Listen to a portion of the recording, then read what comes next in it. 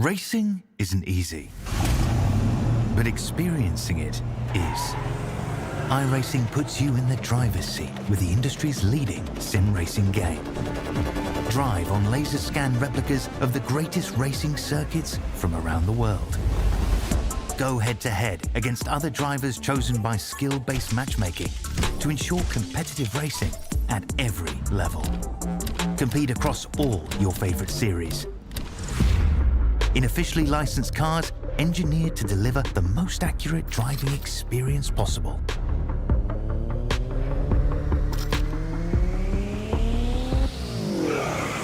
Join a race or host your own with players from across the globe.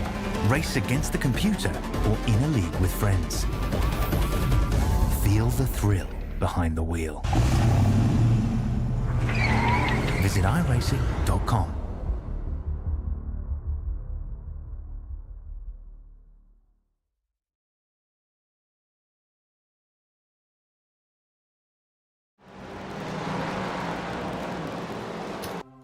Big welcome to SimSpeed TV for the ASR 130 series. We had the first round of this exciting little short sharp championship 2 weeks ago at Circuit Spa-Francorchamps. Moves on to Road America, and what it is it's something to keep everyone busy between the regular AUSPASS series and some endurance racing action and keep the GT3s fresh and keep them on their toes with a couple of LMDH cars there as well.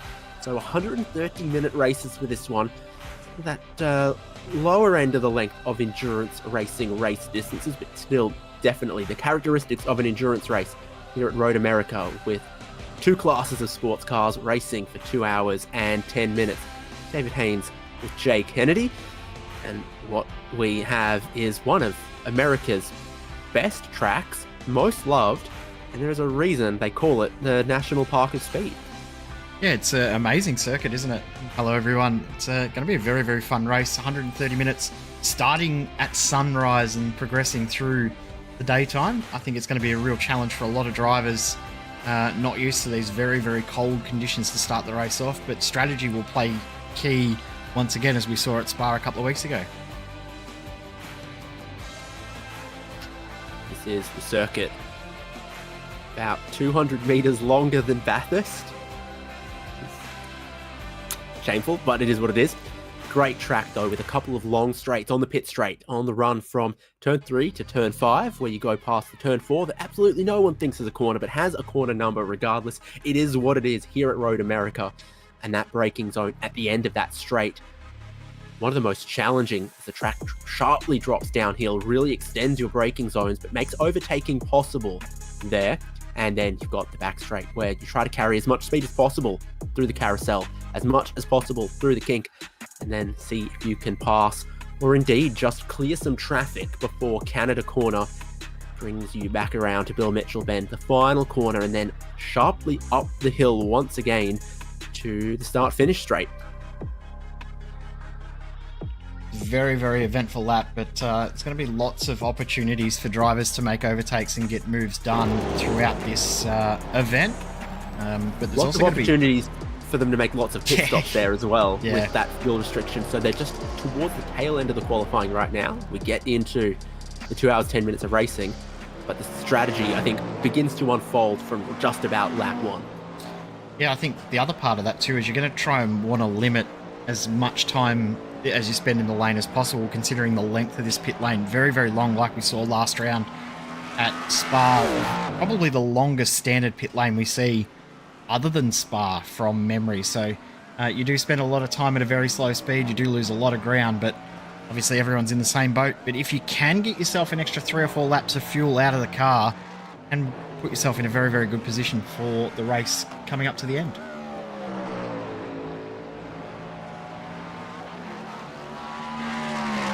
So how's qualifying looking with a minute left?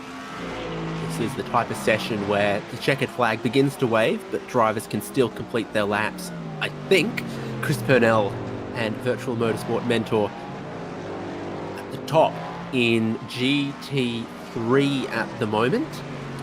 And in LMDH, it's Harry Lawrence and Delta Sport. Memory serves, they were very good in qualifying at Spa and got a little outfoxed on the race pace and the strategy, or maybe even the consistency. Yeah, and Luke Turner sitting in third at the moment. Remember, he had a horrible qualifying session and found himself on the back foot early. But at the moment, sitting, as I say, in third position, going to find himself in a much better position later on in the night for starting off and then obviously moving forward later on in the night. I'm mixing up my words already. It's a great start from me. But checkered flag is about to fly. We'll see what time Chris Purnell does do, as well as this car here, this Colby Cohen, who was also very, very quick at Spa. How about 6th in LMDH at the moment? Team Timothy Harris II. No, wait, he's got it, actually changed it to that. Yeah, that's great. Oh, you're kidding. It's not making fun of him when he changes his team name to what we were mocking him with. He's too good. He's outfoxed us. How about Colby Cowan on this qualifying lap just there? Sits in 2nd at the moment still. Did improve his time though, which is always a positive. Twitchy Foot Racing, Nick Wood, currently sitting in 2nd in GT. What will he do? He comes up to line. Can't say GT in this series, can we?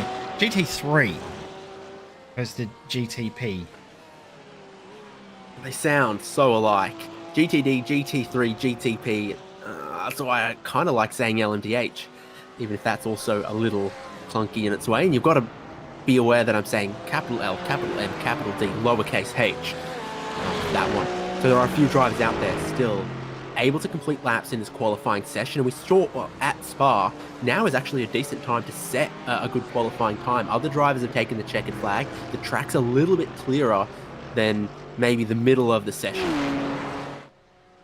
Yeah, exactly right. You've got a bit more clear track. The only thing is you don't have as much drafting opportunity, but some of these qualifying sessions draft can actually hinder your lap a little bit. So Brady Stanley got a good one there. Yeah, up to 2nd in class. Like almost everyone is done. One man out on track still, but I don't think this lap is going to count for John Merritt. Pulls over. No, it's not. He's going to look for some of those Johnsonville snags. And don't know what Ben Jeffrey is doing, but that was a good lap that just came in from TB Motorsports' Brady Stanley. The Mercedes went to 2nd. Ian Jordan crosses the line, goes from 9th to 6th. Did see a couple of Porsches doing well in that qualifying. I think Twitchy Foot in 3rd were in the Porsches. So you've got a couple of different choices of make amongst GT3. LMDH, of course, your 2. You can have any prototype you want, so long as it's a Dallara chassis. It's Cadillac or BMW for the moment. Harry Lawrence has that pole position from Colby Cowan. That's going to be the front row. The rolling start in GTP. Luke Turner and Simon Mazzomo behind, representing Team Luke Turner and 9.5 SimSport. Next row in GTP is John Merritt, Pulse Echuca Toyota, and the first of a flurry of Frog Leap Juiced Racing cars. Comes back in 7th, his teammate Hamish Cleland, and then Tim Harris for Team Timothy Harris II is going to start out of 8th place. Adam Funslow and Christopher Henn know each other quite well, and they're going to share that row together with 9th and 10th. Rest of the LMDH field is Craig Schultz at 9.5 SimSport, Jordan Ferguson, Velocity Racing Team, Jeffrey Wang, OK Racing, Ben Jeffrey, Virtual Motorsport Mentor Esports 525. They must have 5 or 6 cars. They've really shown up for ASR 130 series. Last driver with the qualifying time is Patrick Hansen for Teal Blue Racing. I think Hayden Jackson Dummy Racing might also grid, but had no qualifying time. 12 GT3s, and on pole is Chris Purnell for Virtual Motorsport Mentor Esports 920. Brady Stanley with that late lap to put himself on the front row with TAB Motorsports. Twitchy Foot Racing 111, Nick Wood alongside Sean Lacey, Team Racy. Twitchy Foot Racing 76, Dean Eldridge again in the Porsche there, but alongside Ian Jordan in one of the BMWs. Another Virtual Motorsport Mentor Mercedes in 7th with Matt Andrews. David Ruddle for Twitchy Foot Racing in a Porsche in 8th. Got Ben Pollock put it in H. And Hilton Booth, Team Kraken, BMWs there. And the last 2 cars on the grid are Daniel Piper, Red Bull Ship, and Sebastian Flock, Evolution Racing Team 84. I think the South Australian could have qualified a itty bit higher than that, mayhaps. There's a few cars I suspect are just a slight bit out of position on that grid. I think there's a few that opted to put in times that would put them at the back of the field, and I think that ERT 84 car would be one of them. I think from memory it is driven by both Sebastian Flock and Lachlan Capel are in that together, so that'll be interesting to watch those two, both race winners in the main series for AUSPASS. Full formation lap here. Yeah, what's the pace car speed? 97 kilometers an hour for the Porsche. Got GTPs, got GT3s, got an onboard with Simon Mizomo. There's a lot happening. In one shot, he kind of looks like LEG. In the other one, he's sending you a message, Jay.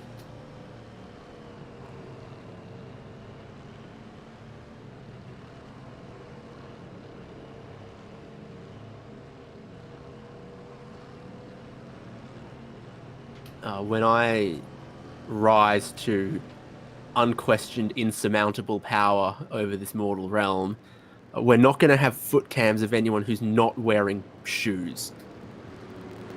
What about if they're fashionable socks as opposed to just fluorescent things that are like that? Like, could I wear my Scooby-Doo socks and have pedal cam? Maybe. Alright, so comical socks we're going to allow. Yeah.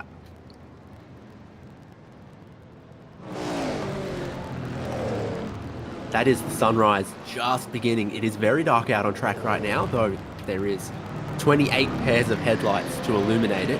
It will brighten up as the race goes on. We'll brighten up very, very quickly here as well. So it's a very, very fast twilight. Well, it's not twilight at night in the morning, is it? What's it called when you've got dawn? Like a twilight? If it's not dawn, because it's the opposite of dawn is dusk. Yeah, twilight. Because twilight is like that time of dusk at night time. You call it twilight, but it's not twilight in the morning, is it? Golden glow. I'm confused as to what it is, but it's nice anyway, and we'll turn to full sunlight very, very quickly.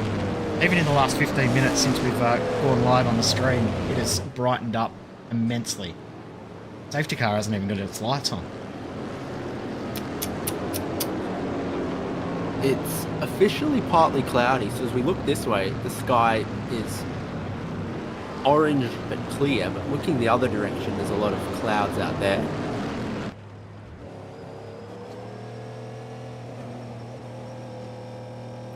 The headlights are doing something funny on some of the cars as well, but this is looking backwards from the pole sitter, Delta Sports' Harry Lawrence.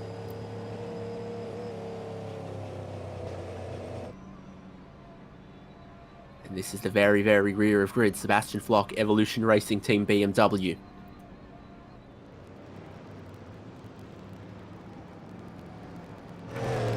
That's the sandwich. We've got cheese, so make it a cheese sandwich around Road America. Not far from Green Bay, home of the Green Bay Packers and the Cheeseheads.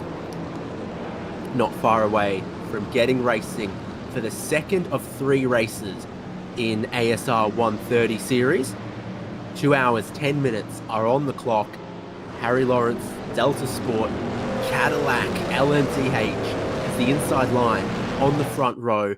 With this run towards the green flag, it flies. We put down the V8 horsepower. We put down the electric power, and the GTPs roar down towards turn number 1 on a very cool but very grippy track. The GT3s will follow them in behind, and the lead of the race will go to Colby Cowan around the outside of turn number 1 with a great jump. Pole sitter Harry Lawrence back into second as they come down the hill again towards turn number 3. And the GTP starting to go single file, hopefully coming into their element. Your pole sitter from GT3, Chris Purnell, still has the lead of that class though. Black flag for Colby Cohen for passing before the start-finish line in the number 25 CK Motorsports car. So he's going to have to come and serve a drive-through very, very quickly. That's a huge penalty early on, as well as that's going straight ahead there. Is that Jeffrey Wang? And around as well as Christopher Hen as he come the GT3s through. Can't go nowhere as all the GT3s work past. Waiting, and going to the very back of the line for Christopher Hen as he got turned around at turn number 5. As Chris Purnell still leading GT3. Only driver with a black flag is CK Motorsport. I think you can't get done for jumping the start from anywhere but the front row, basically. But it's the kind of thing that to your eye looks fair and square, but you've got to know the rule and how it's measured and how it's enforced. Yeah, of course, running NASCAR style rules, so yeah, you can't make an overtake before the start finish line being on the front row, and if you're any row further back, you can only be on the outside row to be able to make an overtake. And Bobby Cohen got a penalty for passing Harry Lawrence before the start finish line. Great job on timing the jump, but no good when you get a penalty. Luke Turner dropped away at the start. Really just, yeah, a little bit. Here's the drive-through for Colby Cowan. Sean Lacey Team Racing up in the 3rd in GT3, picking off Twitchy Foot Racing's Nick Wood. But this is mighty racy as well from the outright class cars. Through turn 3 they go. Scott Hazler is up in a 2nd. He's had a massive wiggle trying to put the power down. Simon Mazzomo's up in a 3rd, but no one has made more moves in class than Scott Hazler, now up into 2nd, right on board with the 3rd place man.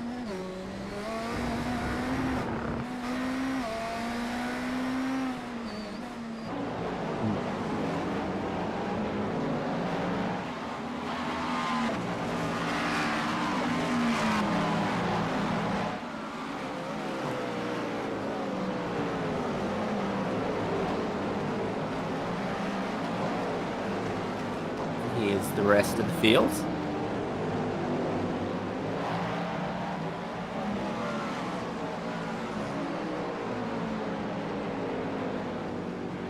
Is it 9.5 they've got racecraft across the fin? Yes. Yeah, so Zomo here in 3rd.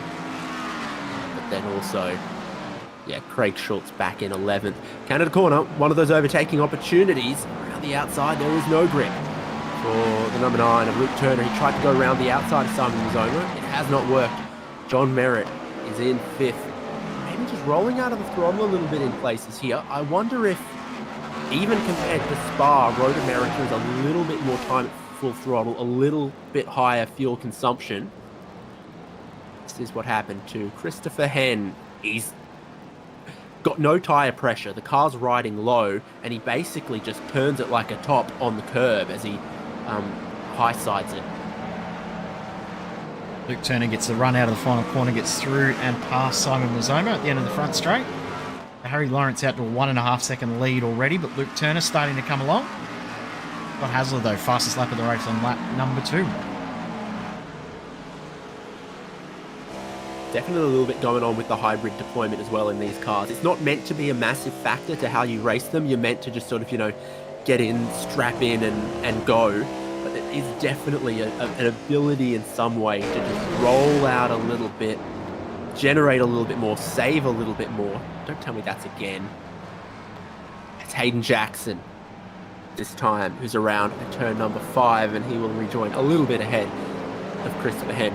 But there is an opportunity behind to slipstream, to use a little bit less throttle, to charge a little bit more battery, and then you get to the pit straight, for example, and that's where Luke Turner seemed to pull about the same out of the final corner till they got halfway down the straight, and then he just kept going as Mazzomo slowed up a little bit. On board with Merritt in 5th. Yeah, nice run for Merritt through the kink, and he's going to be able to get this done pretty easily. Mazzomo's on the brakes slightly earlier, and through goes John Merritt now up into 4th position. Remembering he and Luke Turner finished P1, P2 last round at Spa.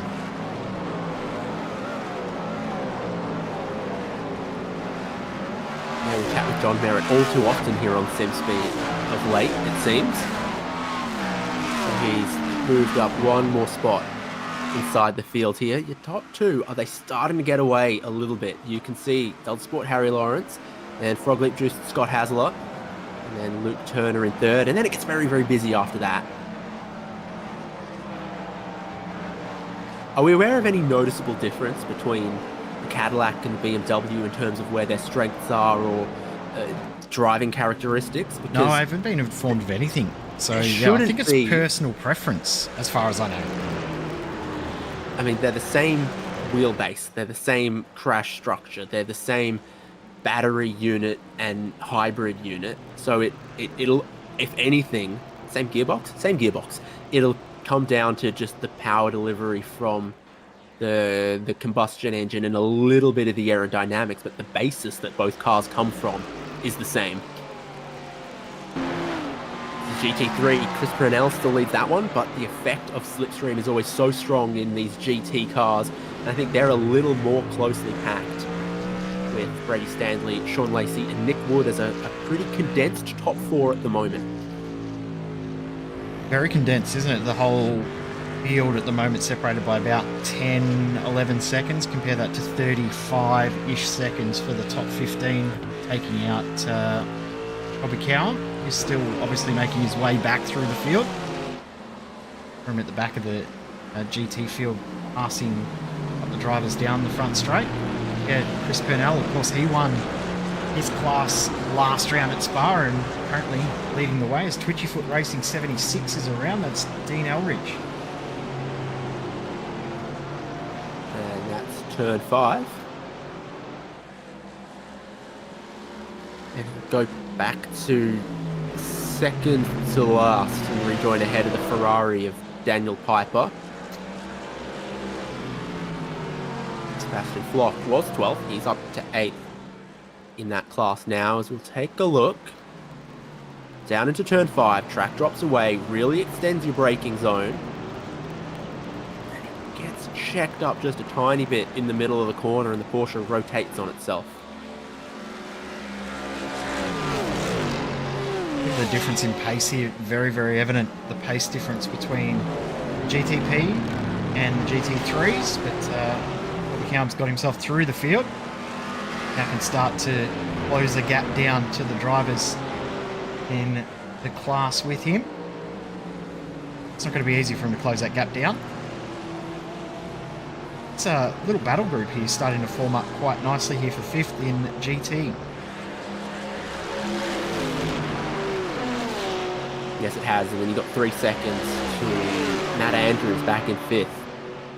So it's just some of these little groups. Matt Andrews, David Ruddle, Ian Jordan, Sebastian Flock here. You got 4 cars for the leader class. You got 4 cars for the next group.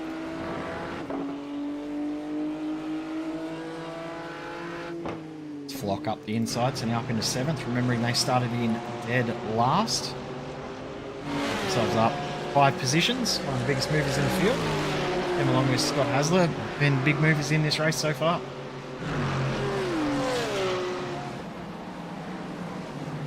Brady Stanley getting close enough to potentially get a move done into turn 5, but not quite close enough to throw it up at the last second to get that move completed.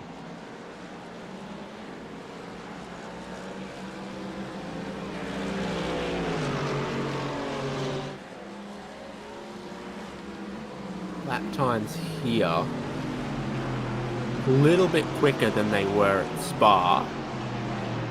But it's, I think, slight. Average speeds could be the same, but it is 600 meters shorter. So they'll get a little more laps per stint with the same total time this time around. Not far off the leaders in the LMDH is closing up to the back of the GT3 field as well, so it's going to be interesting when we see that unfold in the next couple of laps. Yeah, it will, as the GTP leader, Harry Lawrence, has pulled 3 seconds on the rest of the field as it stands at the moment. Scott Hasler was kind of going with him, kind of closing him up, but has now dropped back towards Luke Turner, John Merritt, and Simon Mazomo is 5th at the minute. You see, there's the leader, and then there comes the whole rest of them. Hasler, Turner on him. John Merritt just behind that.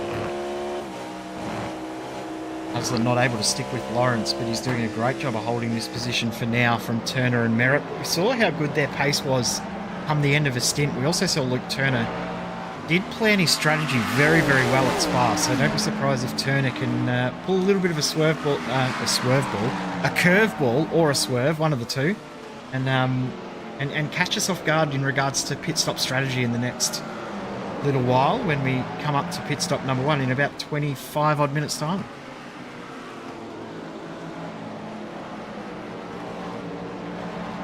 A swerve ball, that's a new one.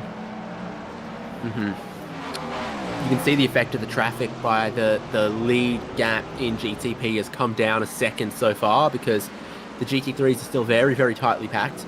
Harry Lawrence hasn't caught them all at the most opportune time, but neither will the rest of them at turn 5 as they work their way past a couple of cars. Again, we're talking about GT3s in sort of groups of 4. You really can get stuck amongst them, even in a GTP with give or take 200 more horsepower. Lawrence has lost a lot of ground, hasn't he? He's down now. That's only 1 second. We often see this in multi-class racing. The leader, well, not even in multi-class racing, in most racing, where the lead car catches up to the lap down cars and has a little bit of a margin. The lap down cars aren't prepared. They're not aware of the car closing in and can catch them off guard. Then by the time they get passed by the leader, finding a little bit easier to get out of the way of the rest of the group coming through, and net loss for Harry Lawrence is about 1.5 seconds.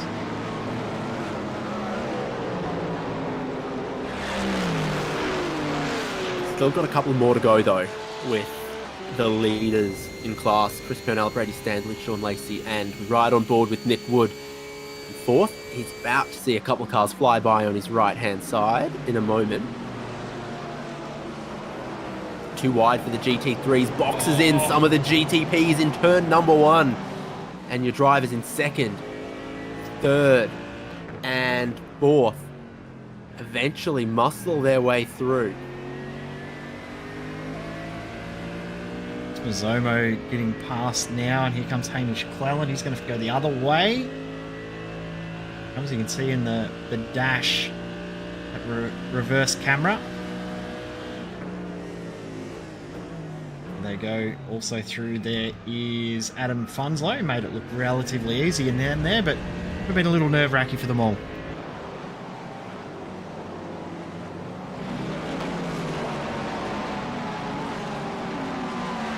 So that all took less than 15 minutes.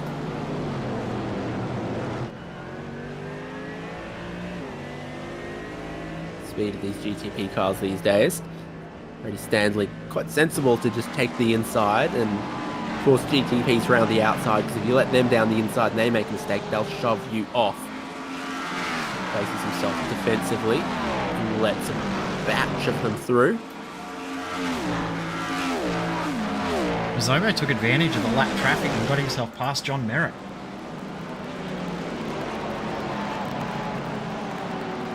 Momentum there, get past lap traffic, sends it up the inside. Nice move.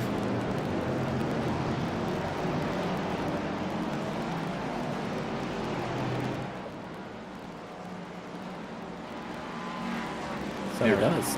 Merritt had to back out of it with the lap traffic on the inside. They all survived though. That's a positive. They've all got through past lap traffic.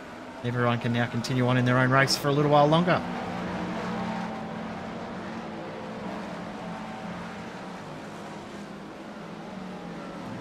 One in the illuminated windshield banner for Chris Purnell. It's still got Brady Stanley and Sean Lacey, but it has chopped off a couple of the GT3 cars from their leading driver here. And Nick Woods dropped a little bit back where he sits in 4th, only just ahead of Sebastian Flock in 5th, who's only 3 seconds away from the lead of GT3 as well. We're surprised to see that Flock has got decent pace. Weren't too surprised. We aren't too surprised to see him moving his way forward, but we were surprised to see them not put in a qualifying time. John Merritt's got back past Simon Mazzomo, and this is probably the most Road America move you're going to see.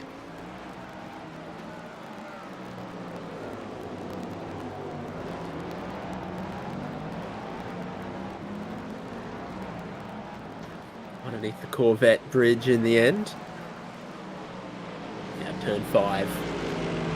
It's a very long braking zone, both because you approach it at speed, but because it's downhill, it just stretches out how much braking you've got to do as the car wants to run on, and people do at turn 5 very commonly get into the lock-up. It's a little bumpy as you do as well. Panton here, perhaps, trying to cut his way through. Yeah, it is. And it really helps Chris Purnell as well, as it drives a gap between the second place GT3 and the leading Mercedes. Sean Lacey, if it's helped anyone in this group, hasn't it? I mean, of course, you're right in saying that it helped Chris Purnell, but now remember before when we were watching Mazzomo's onboard, he was struggling a little bit for grip. I caught at the corner of my eye, I can still see his live feed coming through. Watch this. That should have been in the wall. Big moment, and I think the GTPs are not liking the curbs. I think back to, yeah, Christopher Henn just rather innocuously looping it around. They're riding really, really low, and they are just getting beached on those curbs in places, giving you no grip as the tyres get lifted off. Could also be to do with suspension travel. Ben Jackson's had a bit of a moment. Car's just gone straight ahead. Bang, that is front splitter. Not looking healthy, but he has got it back out on track.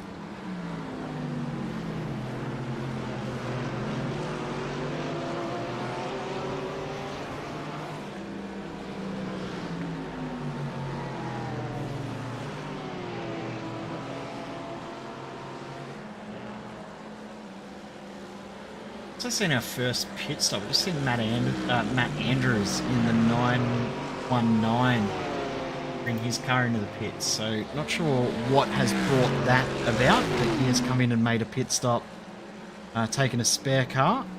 So Hayden Jackson has as well with his issues we saw just before as well.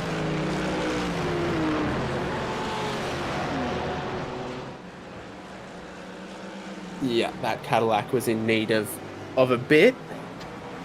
Almost 6 seconds now that Harry Lawrence has got over this battle for second place. Luke Turner, Scott Hasler, John Merritt.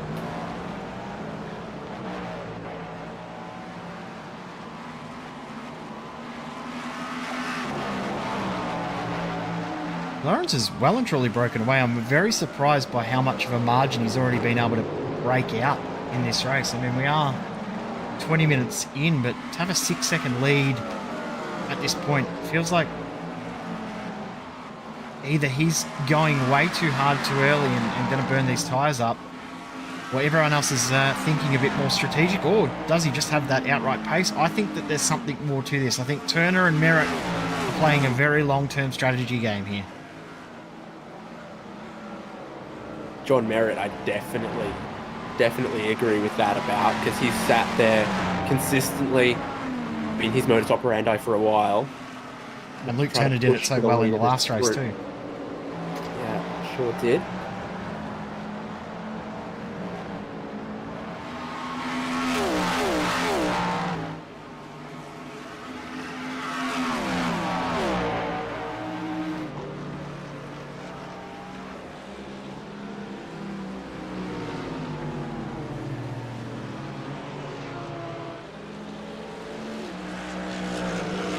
Well, Chris Purnell hasn't been able to get away just yet.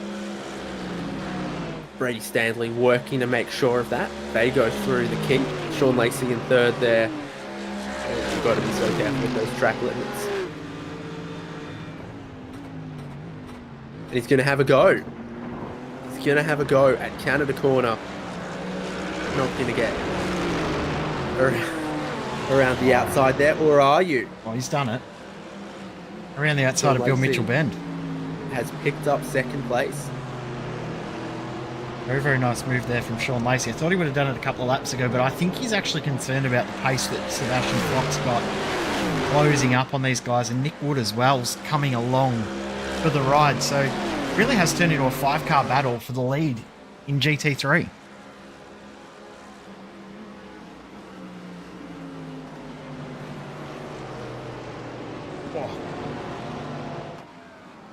Colby Coleman and Hayden Jackson have both been through the pit lanes, so that's for... No, not position, because Hayden Jackson is Jackson's a full lap behind, yeah.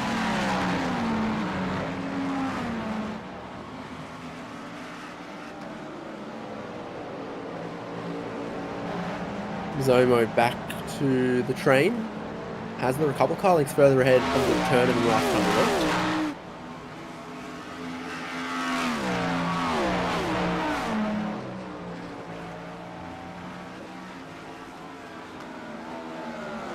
Someone's off after the Corvette bridge. I saw Hayden and Jackson I have a feeling having like a tech issue, so maybe it was him.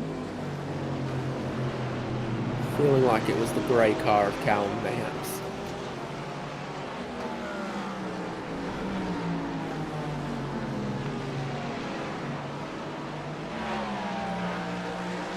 I have a feeling you're exactly right.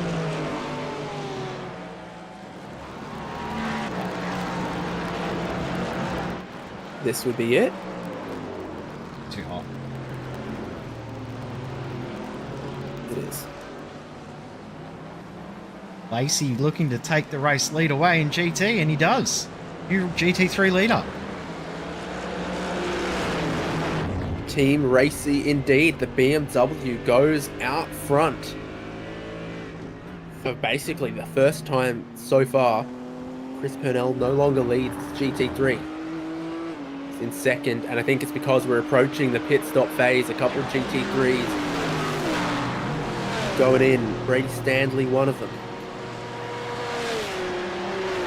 First to blink in the GT class. It doesn't look like it's for penalty repairs, damage repairs.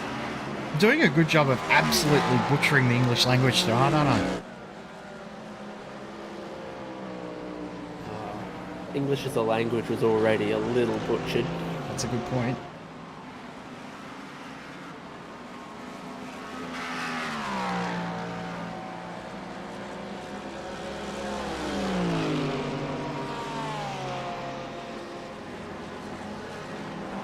Here comes Dwayne the Flock Johnson. Third place. Chris Purnell suddenly having led this whole stint.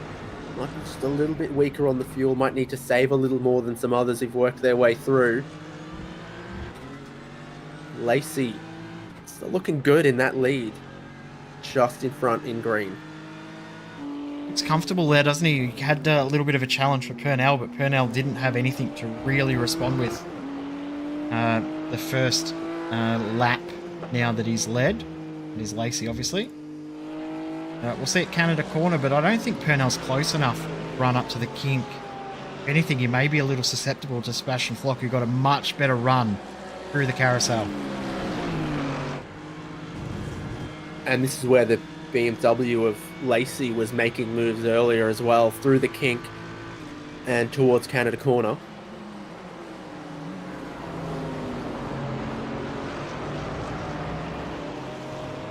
Close enough, though.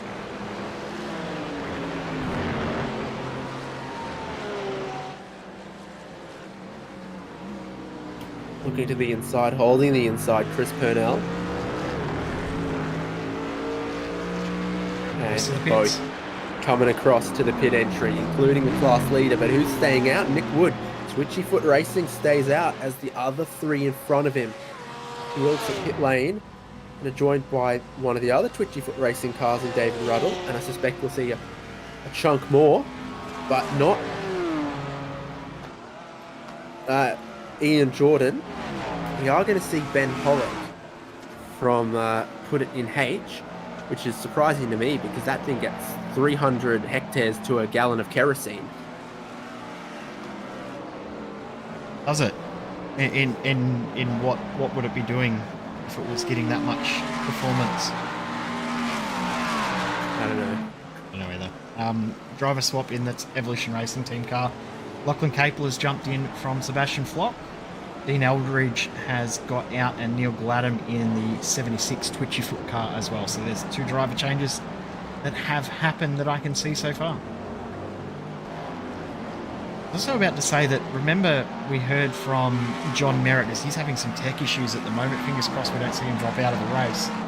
But last round, he and also Luke Turner, as he rejoins, they were talking together for the entirety of the previous race on Discord together. They were chatting about strategy the entire way through, chatting about fuel, chatting about how much to save and where to save. So they could be working together. Obviously that tech issue there for Merritt may have cost him a little bit of ground, but don't be surprised to see Luke Turner and John Merritt both make the same strategy calls.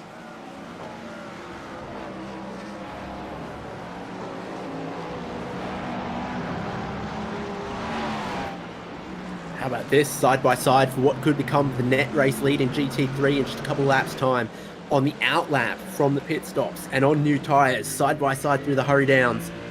Sean Lacey around the outside of Brady Stanley. Chris Purnell watches on, so he got jumped a little bit in those stops, but there's no grip yet from these guys. No grip for Lacey on the outside there. Stanley gets boxed in. Purnell goes around the outside of both of them. Right in the picture now, Matt Andrews had a pretty short stop. Lachlan Capel is not far off the back of this as well. It's short break with that pit stop, right back into battle. Of course, Capel at the back, the only driver that wasn't out on track for the entirety. Remember, Matt Andrews did come in early as well. Also got a spare car. Last repair made at the same time. Lacey at Canada corner, but he cannot and will not force off. Chris Purnell has an inside for Bill Mitchell Bend. That seems like it's just quick enough. He can't go flat out side by side through there. Stanley has to get defensive, and here comes Capel down the inside there as well on Matt Andrews. BMW's got some power in a straight line. Sean Lacey looking to go right back for it. Everyone else in this class is in pit lane right now. So I think Nick Wood isn't yet. Just Nick Wood's right in front of them. You need the other angle. Yeah, he's one car length in front. He comes out of pit lane just ahead of the battle. He's first, second, third, fourth, fifth, and sixth in GT3 after the pit stops. And we thought the racing couldn't get any better than what we saw at Spa with 3 cars fighting all the way to the end. Nose to tail. We've got 6 nose to tail after the first half an hour of racing tonight, and if we see anything like we saw last round, it could continue the whole way through right to the end. 7th isn't far away as well, with David Ruddle not that far off. He's only 2 seconds back from these guys as well, so it won't take much for him to catch up this ground as here comes Sean Lacey back to the race lead. Nick Wood's gone wide, 2 corners in a row on the cold tyres on his outlap. The difference that makes everyone else who's up at speed compared to him, he just can't break his teeth. He can't get his Porsche turned towards the apex. So a couple of moves happen here. Both Brady Stanley going through in a second. Lachlan Capel picks off another one there, and now looking to go round the outside of him. Chris Purnell looking around the outside of the carousel was going to be a very brave move. Not enough downforce in these cars to make that move work, but we have seen it in LMDHs already tonight. We've seen Simon Mizomo is in for his pit stop, the first driver in our LMDH class to make their pit stop. Mizomo is still stopped. About 30 odd seconds for him. We'll compare that when we get up to the rest of the pit stops in a moment, but Lacey, look at the gap, he's already pulled now. Are we going to get complaints if we call Mazzolo Italy G? Like it, but yes, probably. Okay. Oh, he's got so many GT3 cars, he can't possibly pick them all at once. He ends up stuck in between. And there's GT3 battling going on here as well, as Capel's now side by side with Purnell. You've got the teammates back there. And for Purnell, he so briefly was GT3 leader. He's been shoved backwards in the opening stint. So this lap, has he been in the wrong place at the wrong time? Is the Mercedes not firing up cold tyres like the other cars? It's either that or he's just content to sit and watch the other guys and maybe save a bit of fuel in this stint. Maybe it's two BMWs that look mega at the moment, and it's Sean Lacey and it's Lachlan Capel. They've both picked up bulk spots in the last couple of laps.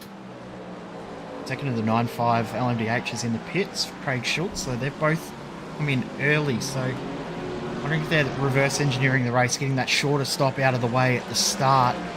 We saw that there was one shorter stop in the LMDHs at Spa, so maybe that's what's happening there. I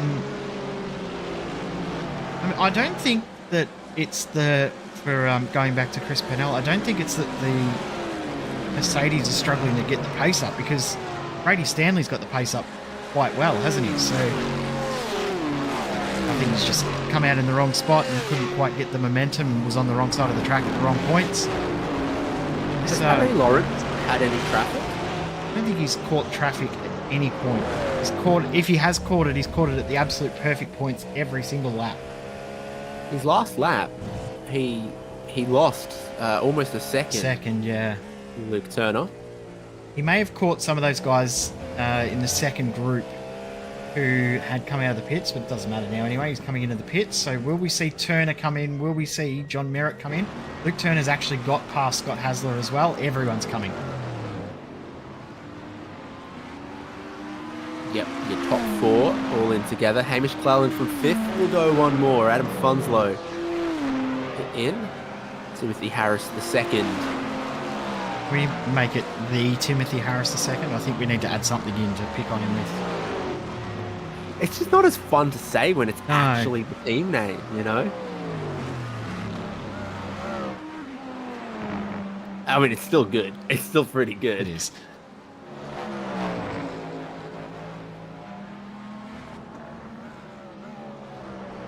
If only as testament to the power that you and I possess to speak words into action. I'm impressed that he remembered to do it for this week. I'm very impressed that he's done that. I'm impressed that he watched. I don't know if he watched, but there was people in the chat that may have told him. Yeah, I think we saw a tiny bit of Braden 2 weeks ago. I think Braden Martin might have said a word or two. A couple laps into the stint, the Porsche for Nick Wood not quite as vulnerable as on his outlap, where he came out of pit lane and there was like a 7-way fight for position bearing down on him at great speed. Richard Brookfield is out of the lane. Yeah, Funslow brought it in. Other than that... Look at that gap. Yeah, I was about to say, do you see much about the pit stops? A bit of pit lane delta is probably the more telling one, isn't it? I mean, 3.5 seconds for each, so yeah. Oh no, Lawrence! Cold tyres, Harry Lawrence, the former race leader, he's spun it off on the outlap. He's going to cede the lead of the race. Here they come past him now. Luke Turner already by. Scott Hasler and John Merritt go by. It looks like that will become fourth in class. Top of the hill, underneath the Corvette bridge. No grip on cold tyres. He's been stung. Off the road and now into the wall behind Lachlan Capel. Is that Stanley? And it is. He's gone off wide from turn number 1, caught the grass, had a wiggle, and the wiggle has ended in disaster. 100% has. That's heartbreaking. No, can we wind back like 20 seconds? And the wiggle has ended in mashed potato. It's good. He comes through for the lead. Lachlan Capel. what's happened. Stanley was looking so strong, wasn't he? He was very, very comfortable in that position, but just stole the lead away. And so now Lachlan Capel crossed the start-finish line in third. He gives it... Just gave it up. Now... They're saving fuel. Yeah. Crossed the line in third. Ended up in the race lead. This is what happens for Stanley. Just out wide in one. Scott McLaughlin knows there's a massive bump in the runoff there.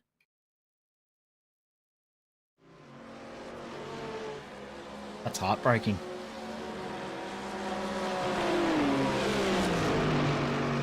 So now Sean Lacey leads again.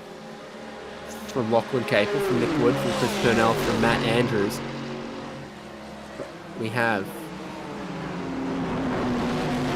Stanley back to the lead again for Lachlan Capel. So you count how many lead changes that was, because I've lost count this lap. R2 Teal Blue Racing, Greg Panton has just received a black flag. A mechanical black flag for Jordan Ferguson in the 21. These guys at the front of GT3, they're all playing who wants to lead the race, and I don't think anyone wants to be the leader at the moment. No, we've got someone who wants to get through. I think that's Jeffrey Wang. But they're side by side amongst all these GT3s here, and he's trying to pick his moment in one of the few BMWs. It looks like a lot of Cadillacs up front, honestly, at the moment. Not for any particular reason that I know of. Eventually, Lachlan Capel will be forced to lead GT3 from Sean Lacey, and then trust us, there's 3 cars back there. This is what happened to Jordan Ferguson to receive a mechanical black flag. Also, Brady Stanley picked up a mechanical black flag from that incident of hitting the wall, but just runs it off and bang, damages the front right-hand wheel. He can't drive that at full pace. He's had to come into the pits, repair the car, but he is back out and running on track again now.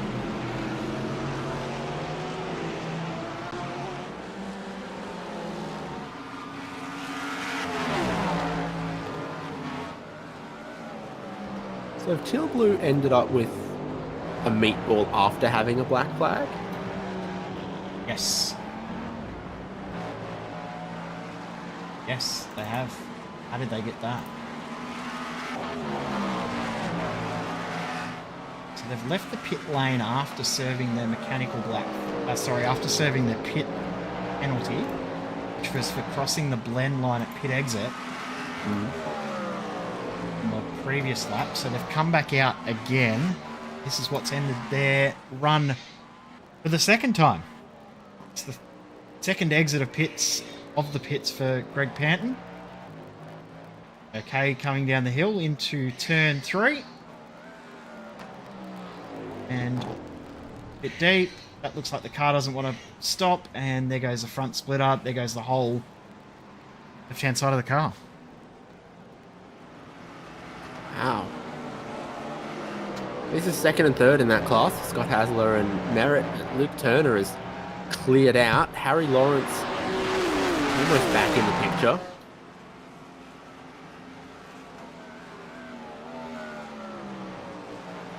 Surprised that Lawrence has been able to close up so quick, hasn't he? He's done a great job, but there's Scott Hasler trying to make the move, but not caring in the slightest about it is John Merritt. He's content to just let him go.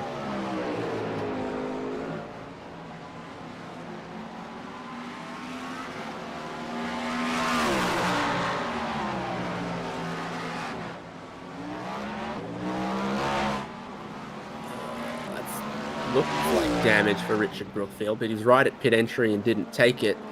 It's around the outside of just about the only Ferrari in the field, but then he runs wide and he gets the grass. It's a fair hit.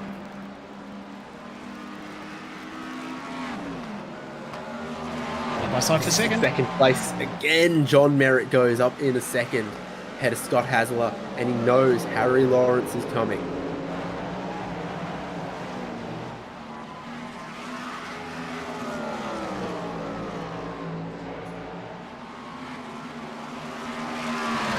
Lawrence last lap by was about 1.3 seconds faster than Hasler, so definitely closing that gap down and closing it down very, very quickly is Harry Lawrence. But, he's lost, what, 14 seconds from where he was? Remember, he was leading by about 6 seconds before the pit stops, and he's now 9.5 seconds back.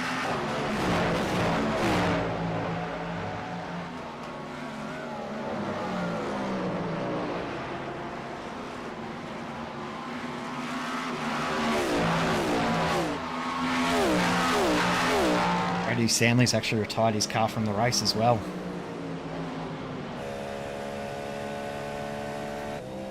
He has. I get my best glasses on and a magnifying glass. Maybe I can read the state of charge for Harry Lawrence off the steering wheel.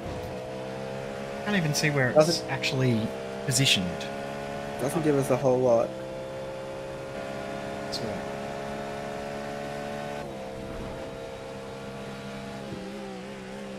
Blue 12, I don't know what that means.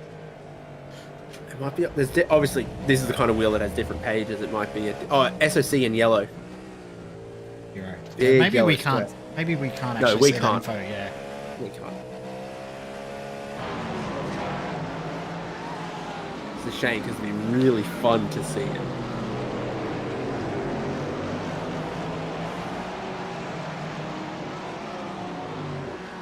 Having to go around the outside, a couple more cars in the carousel, super sketchy there because if you do touch the grass on the outside, it is a one-way ticket to disaster. The track will keep curving away from you. You won't be able to turn or slow the car on the grass, and eventually, sooner or later, the wall will meet you. One of those places, just don't often go off the track and save it in the grass.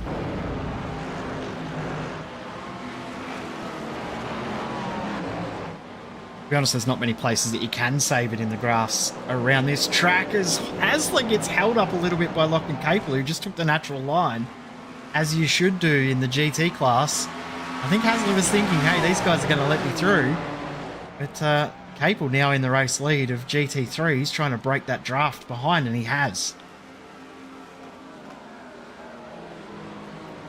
Hasler manages to hold on to his spot in towards turn number 1 against Harry Lawrence, but you're exactly right to point out the gap between GT3 race leader and the drivers behind.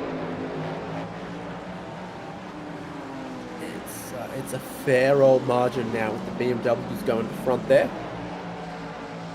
Since Capel's got in the car, he's done the fastest lap of the race in GT3, a 2-minute 3.8, and followed it up that lap there with a 2:04.2. So he's well and truly the fastest car on track in GT3. Absolutely flying at the moment. Compare lap times as well. Luke Turner just then did a 1:47.7, 2.5 seconds faster than John Merritt with that traffic. Did a 1-minute 50.0. Simon Mazzomo, 6 seconds back, just there. He was the second fastest in the LMDH's top 5. So he's gained about 1.5 seconds on these guys on that last lap as well. So he's coming back to them now.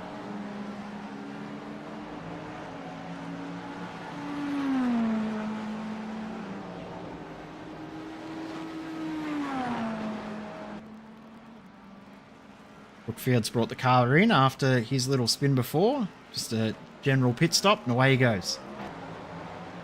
It definitely did have damage after He used a went fast off repair the then, final so corner. yes.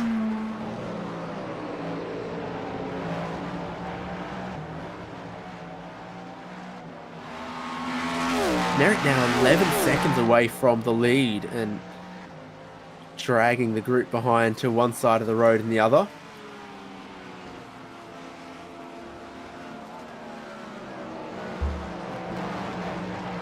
We're still thinking that Luke Turner, though, in that race lead might have 3 seconds less of fuel on board than second, third, and fourth, just based on the pit stop times. It's something we saw happen a little bit at Spa as well, is why bother, taking... No point filling it when you're going to end up having extra time left over at the end for that final stop. Yeah, it's like instead of filling 70 litres and 70 litres and 70 litres and 40 litres, you just take sort of 65 each time, and that's okay. It's a deliberate strategy to never need to run the tank full. It looks like he may have been the only one to do that in the group. I mean, Brookfield just then did do an 11-second pit stop to use that fast repair. Everyone in the top 12, top 11, I should say, in LMDH has not used the fast repair. And we've had 2 of our runners still running in GT3 who have used the fast. So relatively clean in that aspect so far.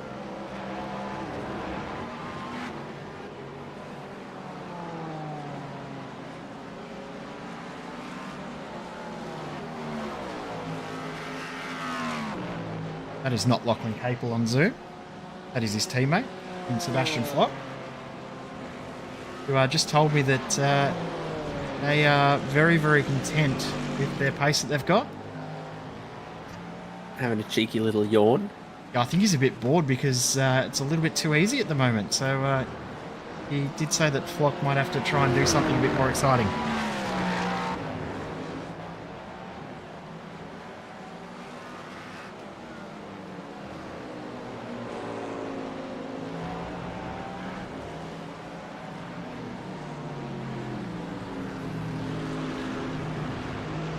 Matt Andrews ahead of Chris Purnell now. Though I think it might have been a slightly short stop last time from Andrews.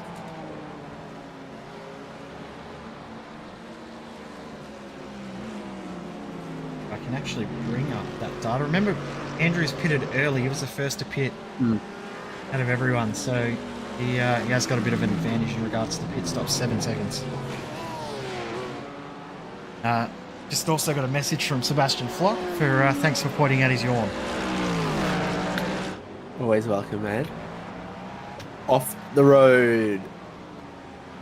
Teal Blue Racing, Greg Panson.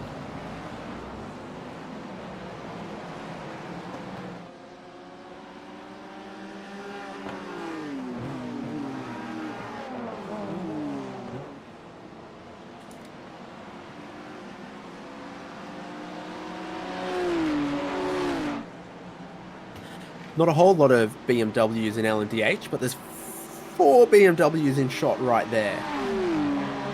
So we look down straight past Cheesebridge turn 4. And Jordan leading from Ben Pollock, who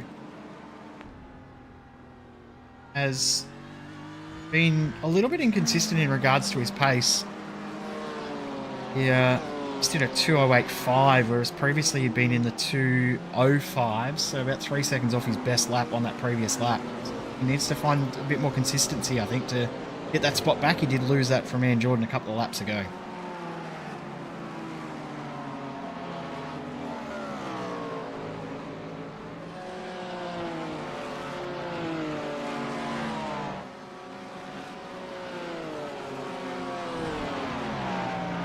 Does it surprise you that Harry Lawrence caught so quickly, but has now sat in behind Hasler and John Merritt for a couple of laps? I have a feeling that he has paid attention to what those guys did last round and now realised, hey, I better save a bit of fuel because they're going to absolutely smash me at the next pit stop. Especially when he realised that Luke Turner jumped him so much, or found so much ground in that last pit stop. I wouldn't be surprised if he's now realised, hey, I better just dial it back a little bit, maybe gain a lap on these guys in regards to pit stops later on. But Luke Turner's pace is still looking very, very strong. I mean, he's got that gap out to 11 seconds now.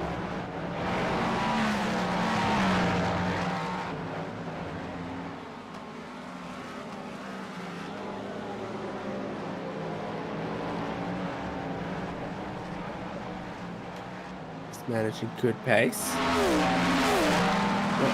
That from Harry Lawrence, just signalling clearly as he approaches the only Ferrari on track.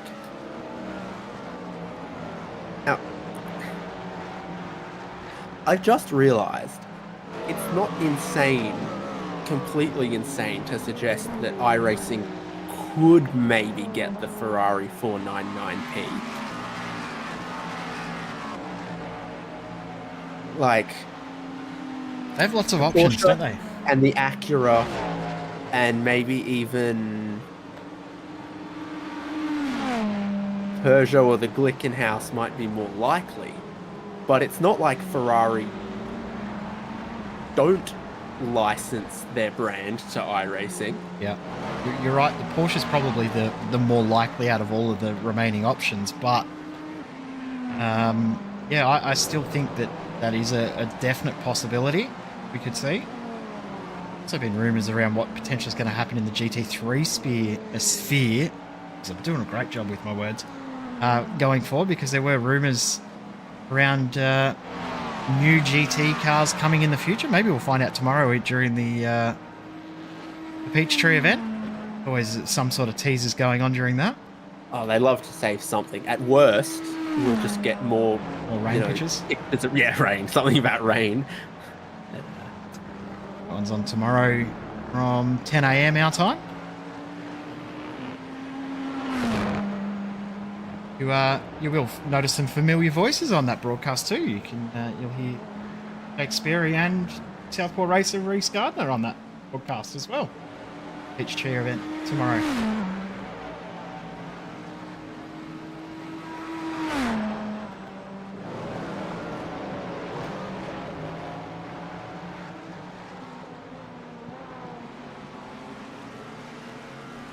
John Merritt a little closer to the race lead now. Traffic always an ebb and flow for both classes. It's fair to say Luke Turner's passed a couple of cars that second, third, fourth and fifth are only just coming up on now. Those cars will be a bit more prepared though, won't they? They'll know that they're coming.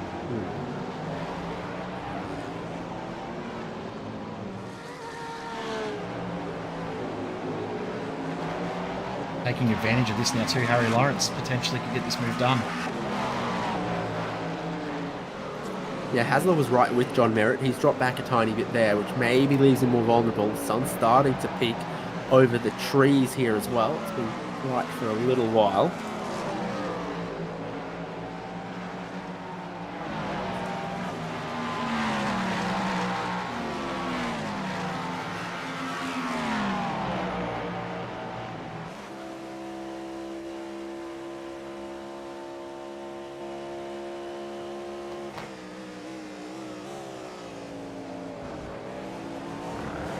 I think now that Merritt started to break away from Hasler, I think that Harry Lawrence might start to feel like he needs to get this move done a little bit more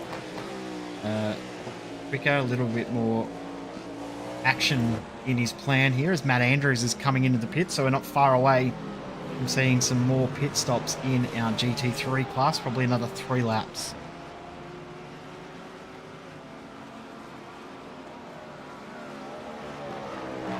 Comparison's sake, though, the first time around Matt Andrews was 5 laps earlier than Nick Wood, the leading twitchy foot racing Porsche. So it opens up potentially 5 or 6 lap wide window in the GT3s now.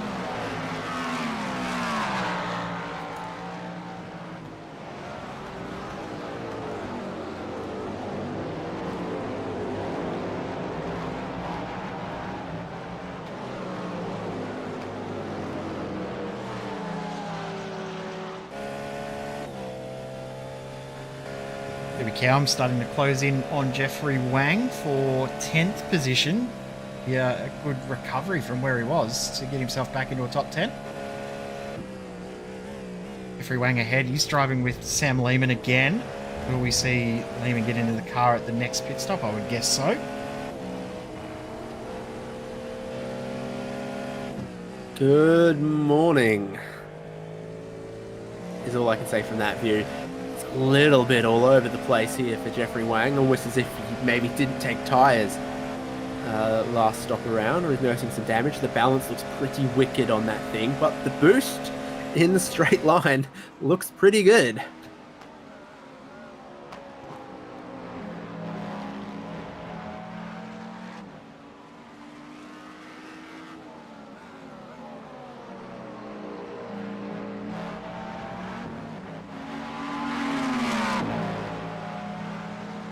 I'm surprised that Wang was able to pull away as he did there at the end. I mean, is that just the little bit of difference we're seeing between the BMW and the Caddy? I didn't think there was that much difference. Here comes Callum this time.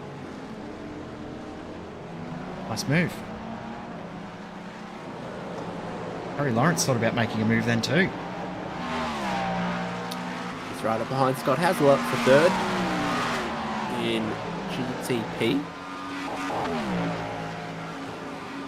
I think he fancies getting on with this towards turn 5. No go this time.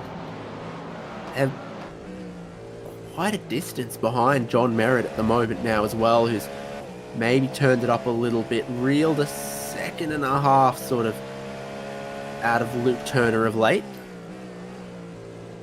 I think for the first time in a while, the lead car has caught the traffic at the wrong spot and the second group has caught the traffic at the right spot. We've seen almost all race long that the leader has been a little bit more lucky in regards to where the traffic has come about.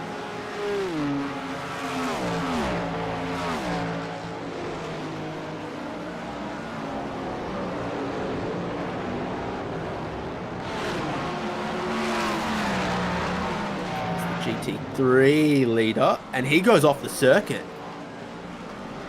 Wow. Rejoining after that moment, Lachlan Capel. I'll tell you as well. Harry Lawrence goes off the track too. Just too. I'll tell you that Seb Flock didn't even flinch at that. He's just like, yeah, whatever. Not even stressed about it in the slightest with their 8.5 second advantage they've got.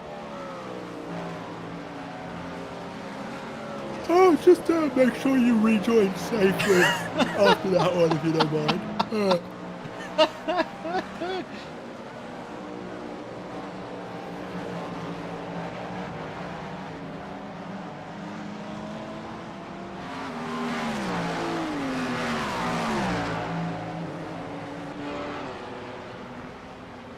Now for Brady Buchanan, he's been lapping a little bit of traffic and he's thrown it in too deep at Canada Corner and looped it around and just looped it trying to get it going again. So I wonder if he hasn't got a bit of suspension damage.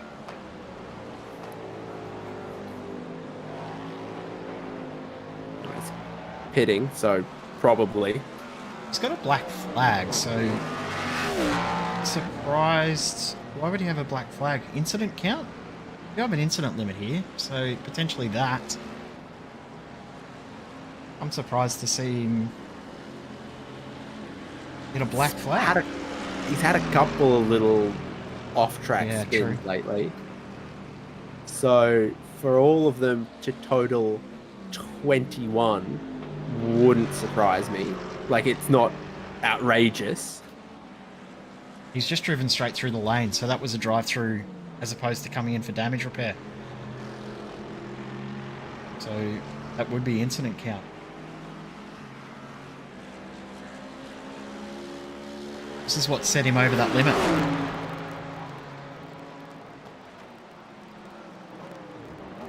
Too hot making the overtake. Round he goes, and no contact with anyone, which is good.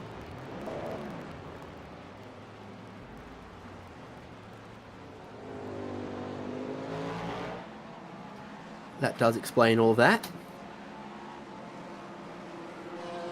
Put it in H, Ben Pollock. Booth Team Kraken. These two were the other way around not that long ago, were they not? These overtakes happened while we watched that replay, I feel.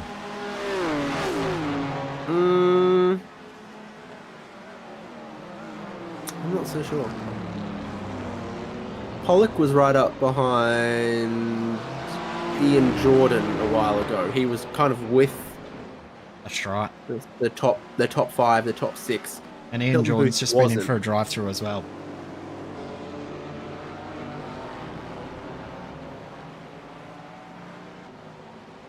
Who will we see come into the pits next?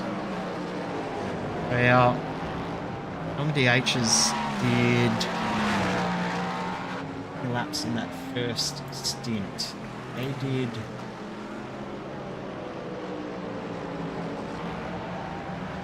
19. They're currently on their 15th lap, so we're not far away from seeing them back in the pits again. We're almost halfway through.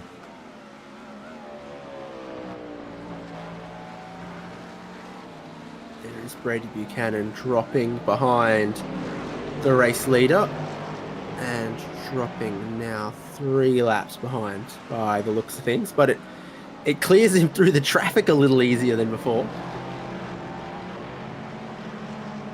He got through the traffic a lot easier, didn't he? He just managed to whip his way through there. And we'll see if Merritt gets the same good fortune when he catches up, but I don't think he will. I think Merritt's going to catch them around the carousel. He's going to get hurt again.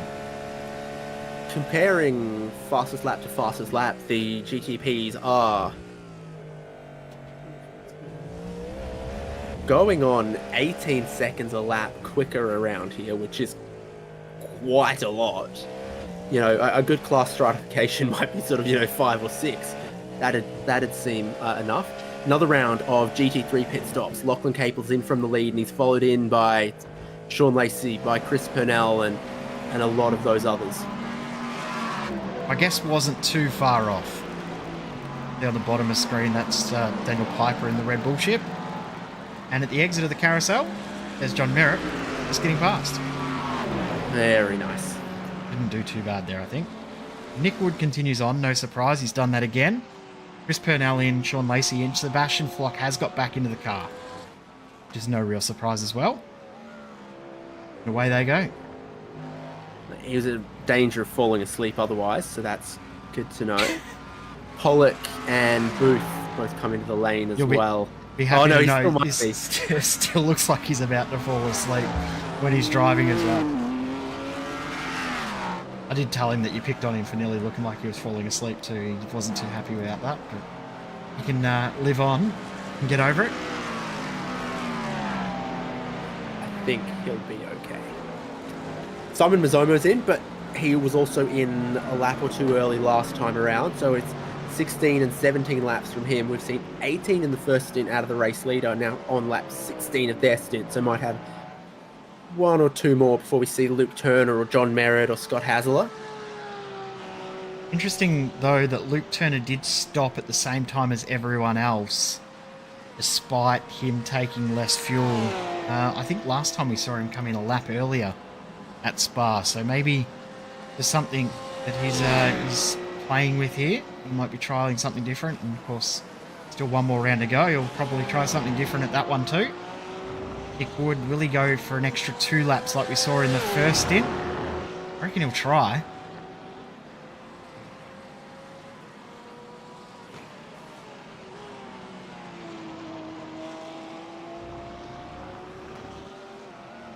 Yeah, why not?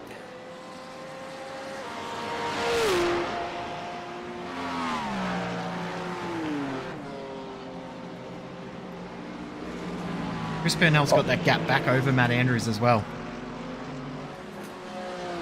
So it's a little confusing in GT3s where the starting fuel and the tank size aren't the same. And a bunch of the drivers having pitted just before the halfway point of the race, which is in 40 seconds time, won't struggle to make it. It's not quite the strategy division. Nick Wood, you know, making it past the halfway point versus those who haven't.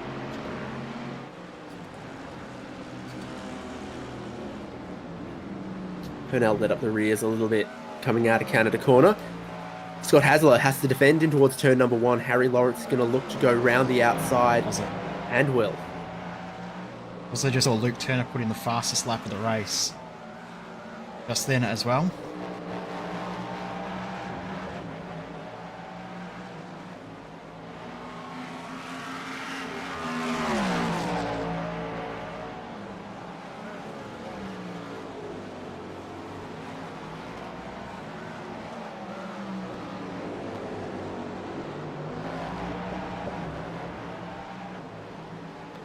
Craig Schultz is in for 95 Sim Sport in the 654.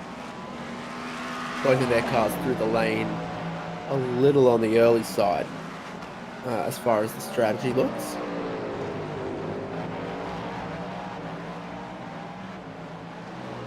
Remember, they pitted first out of all of the runners in LMDH in the first round of stops as well, as we're just past the halfway point in this race. On lap number 36, so we're looking at about a 72 lap race. We did 68 or 69, 70 at Spa.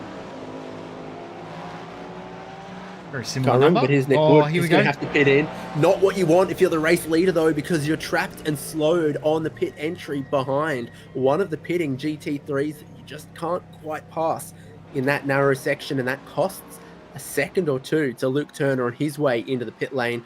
John Merritt's been running second. He's approaching pit in now. And then we'll wonder about Harry Lawrence Delta Sport. He appears in picture and that's too fast. can confirm it is a black flag speeding on pit lane. Delta Sport, Harry Lawrence. I don't think we need a replay to confirm that. That's what it was for. That looked way too hot, didn't it? That's a bit of a mess, a bit of a whoopsie, and he'll have to drive. No, it's a stop and hold, isn't it? Speeding on pit entry. So that's Like 40 seconds extra. yeah, Something like that. Yeah, long stop that he's going to have to do now. So the two Frog Leap Juice cars continue on. Hasler and Cleland. Lawrence will have a long stop. Second of the Timothy Harrises are in. And Jeffrey and the Virtual Motorsport Mentor cars in, and also in is Red Bullship. It's like Red Bull Air Race, but with airships. Do you remember the old, was it the Whitman's chocolate airship? You'd probably be too young for that. No. Back when Australia actually used to have a proper airship, a proper blimp that'd go to sporting events, it was Whitman's chocolate that sponsored it. We weren't good enough to have a Goodyear one or anything like that. I remember the Holden one. I don't remember a Holden one. That one was very, very famous. It'd go to all the big sporting events and give shots like now that we just get at every single sporting event in a drone. It used to be a really cool shot just floating above Bathurst back in the day.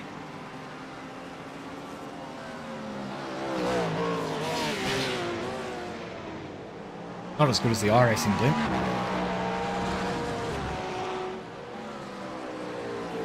Limpy.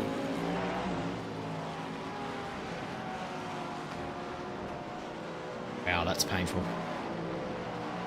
It sure is for Harry Lawrence. It has added 40 seconds to his pit stop time. It cost him very, very dearly for his indiscretion on pit entry and what looked like a pretty significant lapse of judgment and overspeed.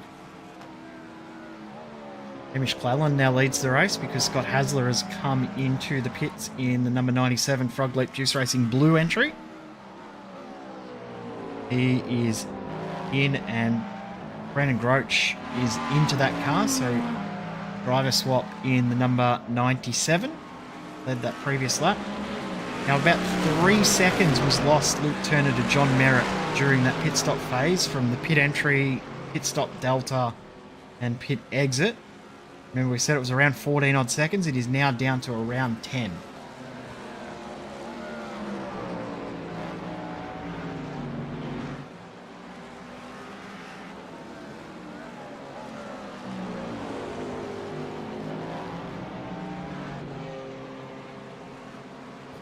The second in GT3 that we're going past.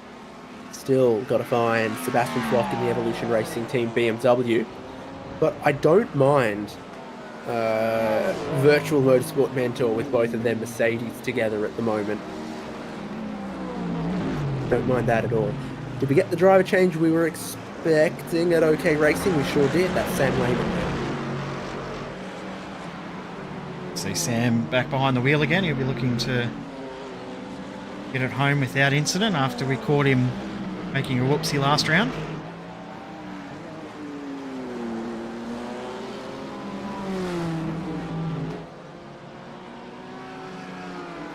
You want to know my favourite Bridgestone tyre? Is it? They're the only company that make the size for the BMW i3 because it's on like a 17-inch rim, but very, very narrow. So you can have Bridgestone Acopia or Bridgestone Acopia or Bridgestone Acopia for your BMW i3's new tyres.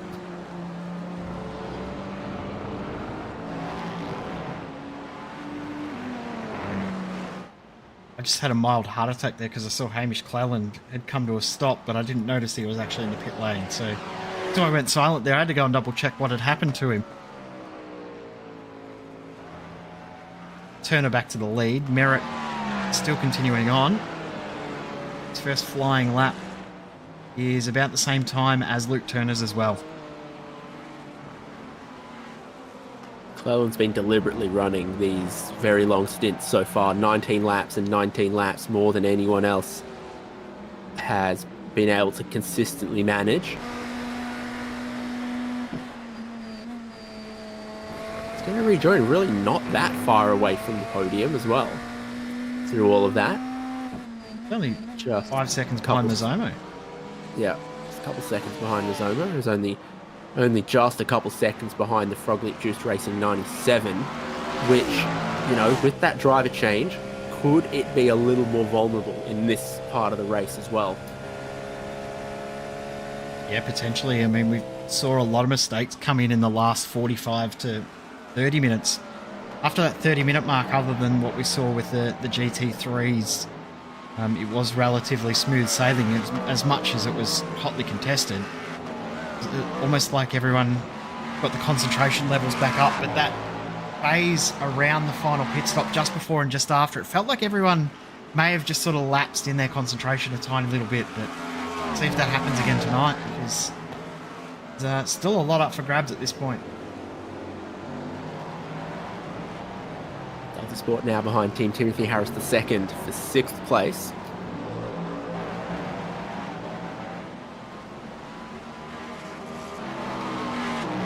I almost want to go in and edit his team name just to annoy him after we adopted it, and then he adopted the name that you gave him. It's fine. It's good. It's great. We're just happy that he actually paid attention to what you said. He's paying attention to what's happening behind him as he basically leaps out of the way to send Harry Lawrence down a red carpet.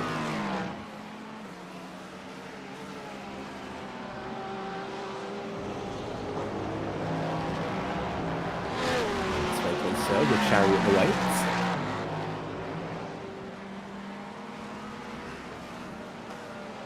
Puts Harry Lawrence into 6th, but now with a lot of work to do if he's going to catch Hamish Cleland, Simon Mazomo or Brandon Groach and get back towards the podium.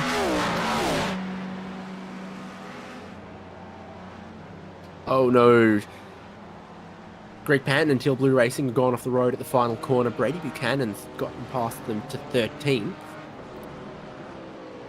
Up a mechanical black flag as well.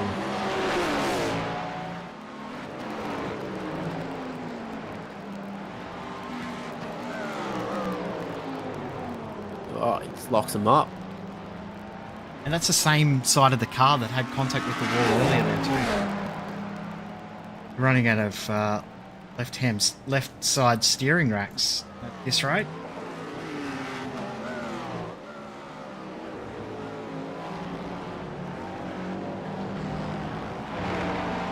Sam Lehman and Ben Jeffrey.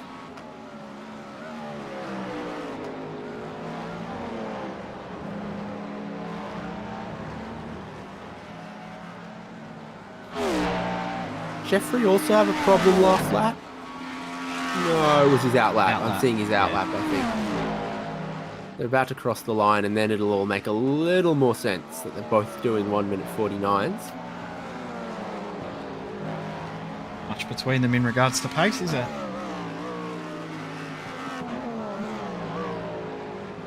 Seems as though if you're in a Virtual Motorsport Mentor car, you find yourself in a battle, whether it's amongst your teammates or with someone else. And the cars in a real battle at the moment are the two cars of Purnell and Matthews and these two cars on screen. OK Racing livery is the Porsche 963 livery, but orange instead and on a BMW instead. If you haven't noticed, Jay. I noticed, don't worry.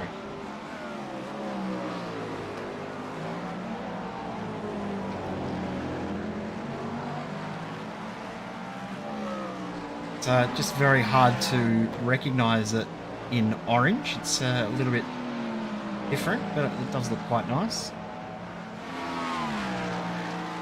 BMW definitely does have a different shape of the nose than the Porsche, so that bit doesn't quite check out. But around behind the doors where it's got the big black circular cutouts.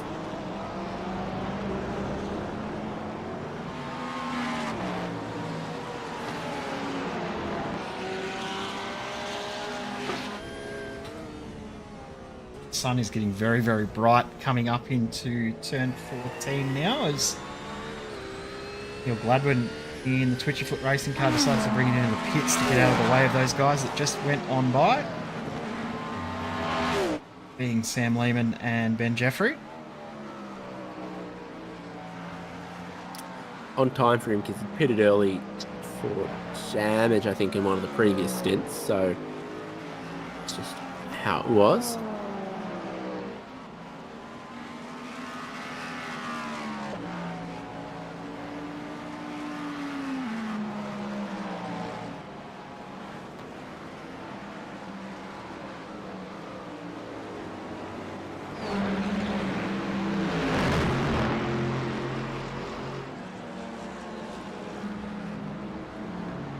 These two are very, very evenly matched, aren't they, Purnell and Andrews?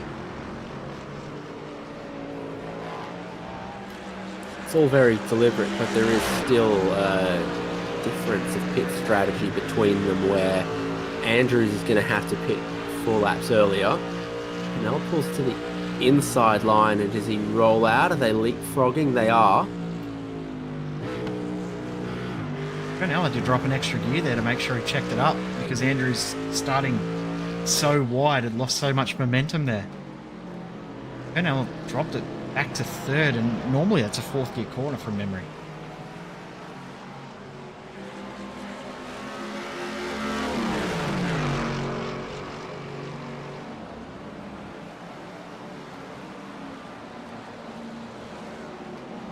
Actually, he went back to 2nd gear. Definitely not normally a 2nd gear corner, is it? Wouldn't think so. I wasn't hearing anything, so it confirms my thinking there. I was very confused by it to start with, though.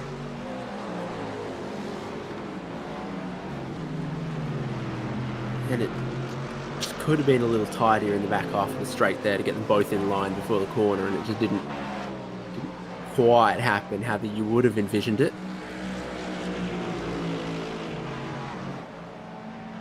It's starting to get a little interesting as well.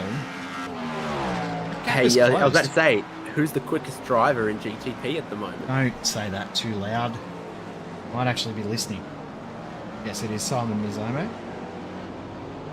You'll be glad to know that we've lost his face cam, so we only have pedal cam now. Honestly, would have rathered it the other way around, but A lot more was happening with his hands than with his feet.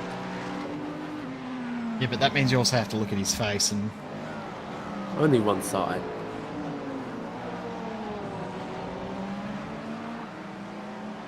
he did look more awake than Seb Flock, though. That's all in the magic of those yellow glasses. Let's get Flock a pair.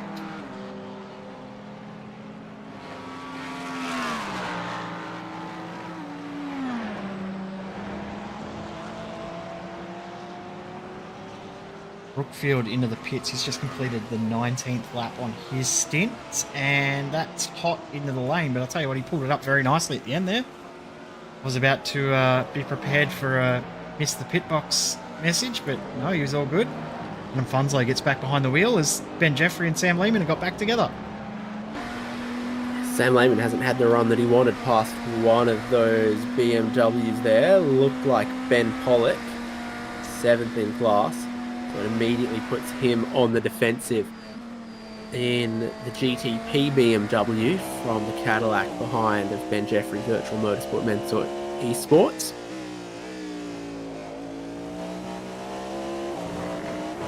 If he can get past, I wouldn't be surprised if he maybe uses the draft here to try and throw it up the inside.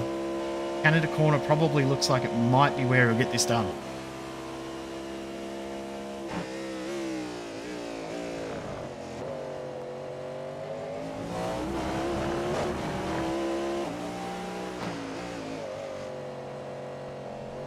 A lot of orange happening here as well.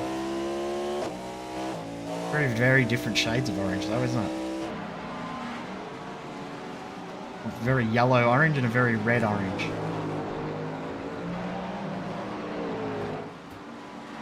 At least in English, the first recorded use of the word is for the tree, not the colour. So the tree came first and then the colour was named after the fruit. Was it the chicken or the egg that was fed? They don't share a name, so...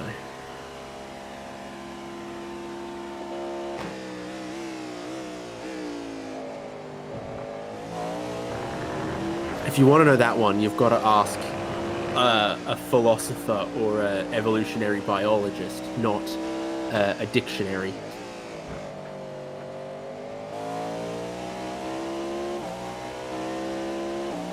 Well, we're at a university next week. We might be able to ask someone.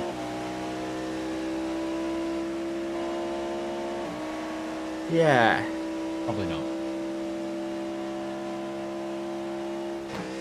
If you are in Queensland and want to come and see Mr. Haynes and myself, just a message on Discord and we'll let you know where we'll be.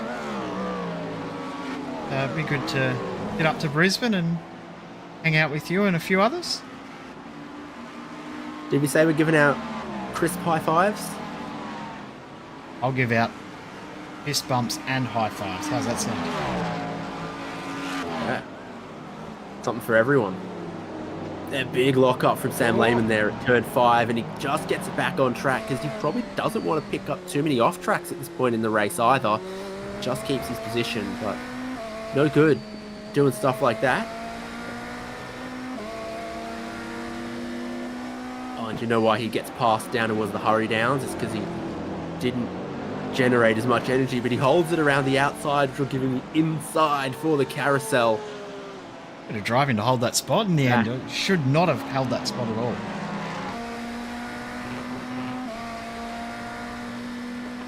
It's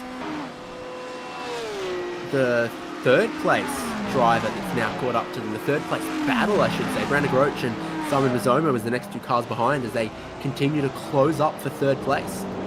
Yeah, Mazzomo's closed that gap down very quickly. Lehman off the track. Lehman is off the circuit once more, and at Canada corner he has to basically let them all through. Lehman got held up a little. Let Mazzomo through. It's just going to offer him the outside lane and nothing more. Gap third to fourth is only 0.7 of a second, so Brandon Groach has been still held up behind Ben Jeffrey. Ben Jeffrey's doing nothing wrong. He's getting through the lap traffic as well. Groach has been held up big time and lost all of that ground he had, and it's well and truly on for third.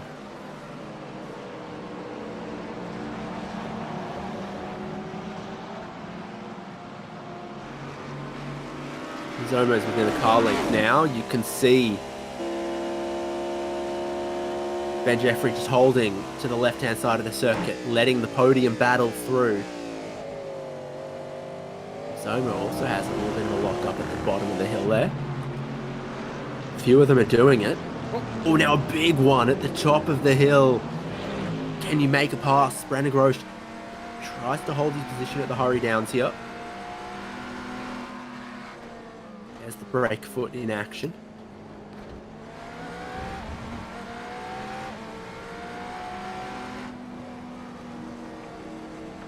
I think Brandon Groach is being saved a little by the lap traffic for now, because that car of Ben Jeffrey, look at 3 Motorsport Mentor cars, Virtual Motorsport Mentor cars all together in the same shot. And Jeffrey's now got Sam Lehman right behind again. They're both in behind Mazzomo, who got checked up a little bit through the traffic. They almost touch at Canada corner. Ben Jeffrey almost into the back of Simon Mazzomo. Lehman has another look at the corner where he went straight off the track just a lap ago. Mazzomo will be in the pits in about 4 more laps, so these guys probably may need to, communicate that between them. But hey, we don't have to worry about Mazzomo. He'll be off and away very, very soon. Brandon Groach has used that traffic well and truly to his advantage. And look, he's already pulled 1.5 second advantage back.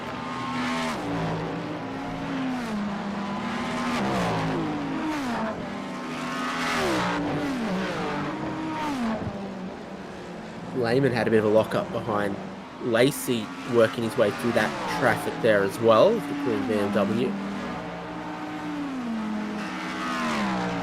I think in the first hour, I don't remember seeing that many lockups at all, and now it's commonplace.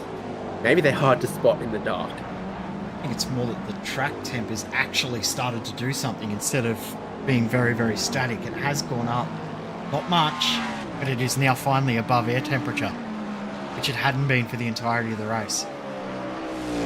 Still only 22 degrees, but when you're driving it at 18, 19 degrees for the entirety, any change starts to play a little bit of an impact. So a couple of laps and everyone will now start to think, hey, we need to remember that the fuel has dropped away and that the air temp has changed. Start to remember that this race is a little bit different to what it was an hour ago.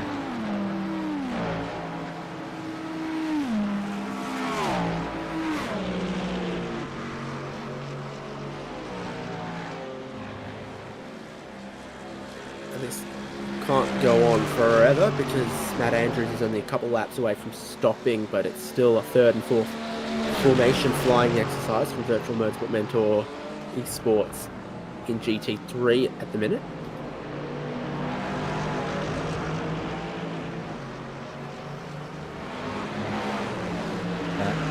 Andrews will probably be in maybe next lap.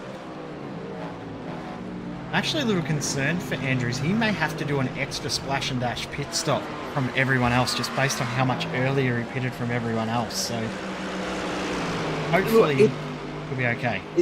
It's tough to tell because right now the lap predictor says 21 laps to go, but that's laps for the outright leader. So maybe 19 or 18 if you're in GT3, and he'll get at least this one more and then and then hope that filling it from that stop will get you to the end with sort of 39 minutes to go, which I think is doable. Pitted on lap 26 last stop, and then the first stop he pitted at the end of lap 8, so what's that, 18 laps. He'll be hoping that when he comes into the pits it is still 18 laps to go. For his class, if he's done that in that manner, he's done it perfectly, but if he's out by a lap, it's going to be a very, very long haul to get it into the pits. Although Nick Wood has shown that you can get a little bit of extra fuel out of it. If you do save, he's going to have the shortest pit stop out of everyone come the final stop. It's what, 3, maybe 4 laps ahead of everyone else at the moment.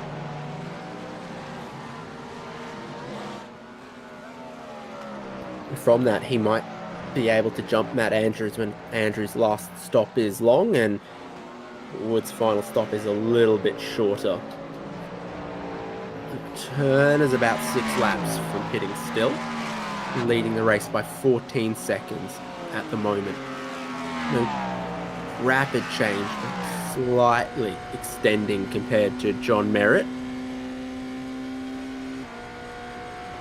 Hamish Cleland's taken advantage of this little bit of a check-up from Mazomo and him not being able to get past Brandon Groach. He's closed in very, very quickly.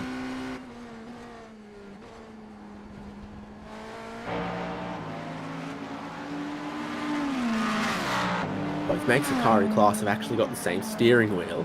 It's just the BMW's wheel still says Cosworth on it, and the Cadillacs have got Cadillac plastered over the top.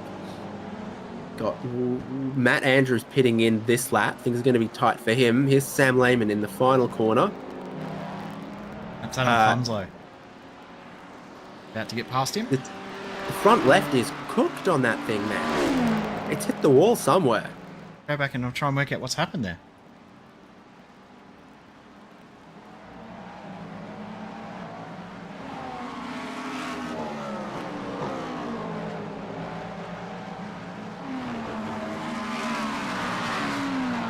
Front left has had a big impact, and then he's not pitted, as if he thinks he can do one more lap and make it to an 18 to go window where the pit lane opens. I'm not sure that is going to work, but I guess he's going to try. Oh, what's happened at Canada Corner? In his Achilles heel. Ran through the grass a previous time, but this time doesn't even make it that far. Brendan Groach is slow as well. What's happened to him? He's lost all of his momentum. Rush now falls behind Hamish Cleland. Mizomo's gotten through. Cleland has gotten through. That lap, 6 seconds lost for Brandon Grosh, and the Frog Leap Juiced 97 goes from 3rd back to 5th place.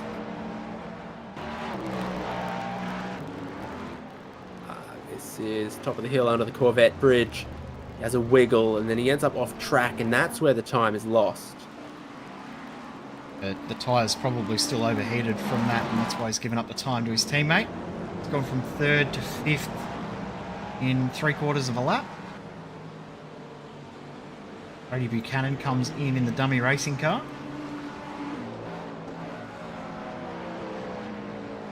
I suspect this might be another drive-through, Jay.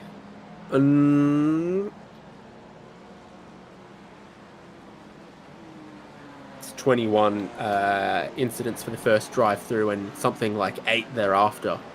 Not many. Is that thing still driving around with the front left? I think that has picked up a mechanical black flag, but I think Sam Lehman's decided he needs to get to that fuel number to make sure they only have to pit one more time. So. Stick with it. Look at the camber on the front left next time. There'll be no tread on the outside of the tyre. Oh, chassis looks like it's bent.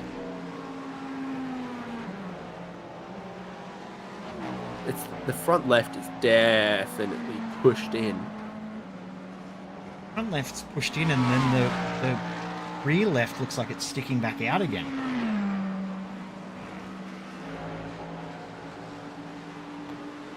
Either way, it's very, very damaged.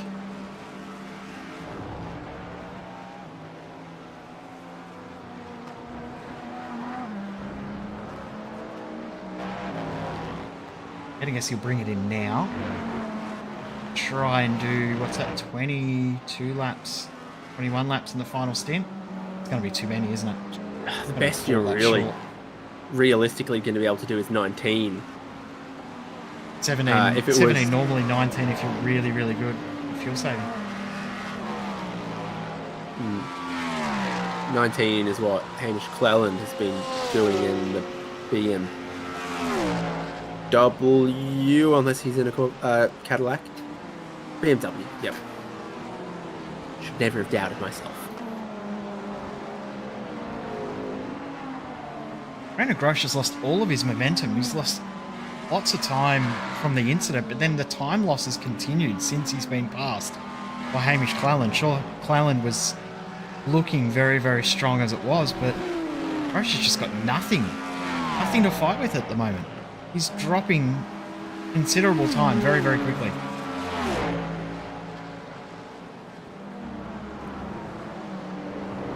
Passed by his rival, passed by his teammate. Still got a long way to go before he can drop another position out of 5th, because he's still got almost 30 seconds on Harry Lawrence.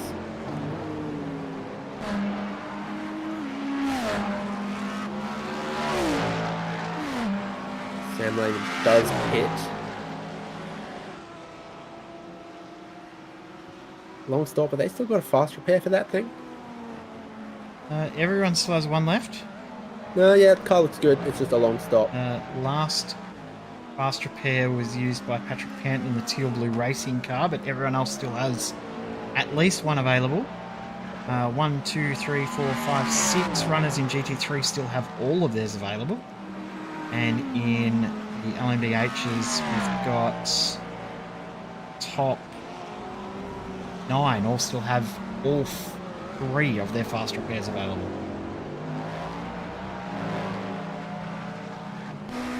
This is Sam Lehman back out. He's a lap apart from Adam Funslow, who he's side by side with at the moment. Funslow looks to go around the outside at turn 5 and gets it. Everyone was struggling to hold on to it there. It's just almost hit that little bump that's there that catches people out very, very easily. Tilton Booth that they're coming past there. That car looks a little bit second-hand, but still going along A-OK. 6 seconds to catch up to Ben Pollock ahead as Even has another little whoopsie.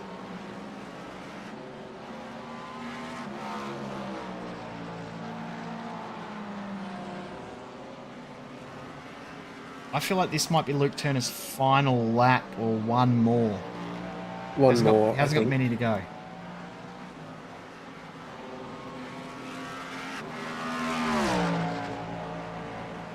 Simon Mizomo's got none more to go as he's in pit lane, and again it's just 2 laps earlier than the leaders, but now just within range to get it all the way home.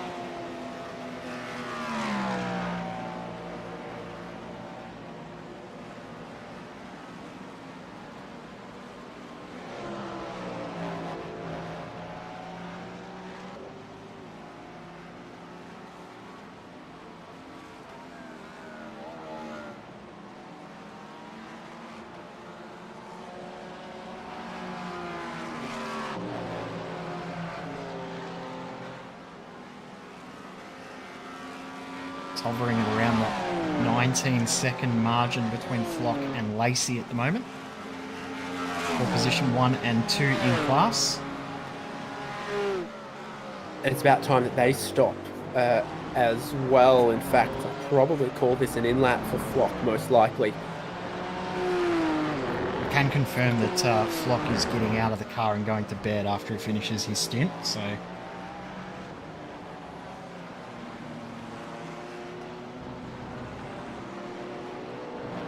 Call on that one too. Yep.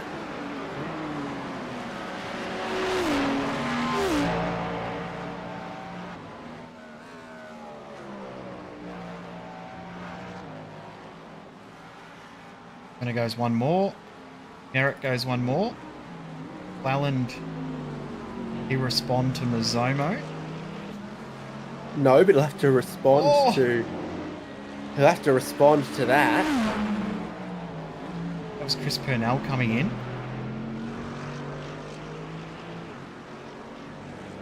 And Andrews is already pitted because remember he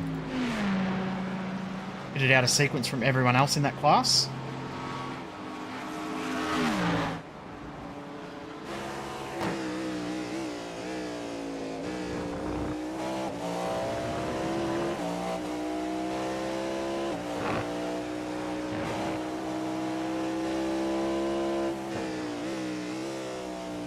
Sixth and seventh together on track, and they're not separated by all that much strategy. Team Timothy Harris II, Craig Schultz, they're about to be separated by a little bit of strategy, but Harris will probably have to stop in a lap's time from here, and then it could be a straight fight between those two to the end in the final half hour.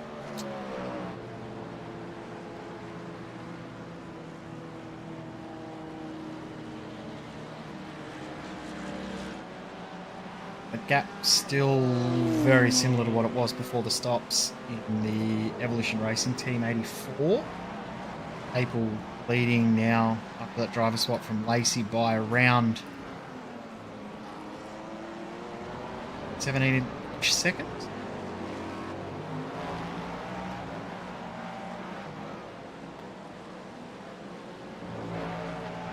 Turner goes one more. Merritt into the lane. That is very surprising to me to see Luke Turner do that. Didn't really need to do it to cover anything off, but he will. Welland keeps going. Welland's gone long almost every stint, as has this car. Brandon Grosh behind the wheel at the moment, but he and Scott Hasler both gone long previous stints. Got a lap advantage for later on. Harry Lawrence back into 5th for the moment, but he'll probably be into the lane this time, you would think. Maybe one more. But less than half an hour now on the clock. This time, and he's net 6th at the moment. Oh, you're kidding. You're kidding me, man. You are kidding me. Harry Lawrence locks them all up, gets it sideways on the way into pit entry again. He hasn't learned to cool the jets, but he's learned to lock them up and be wildly out of control about 5 meters earlier than last time.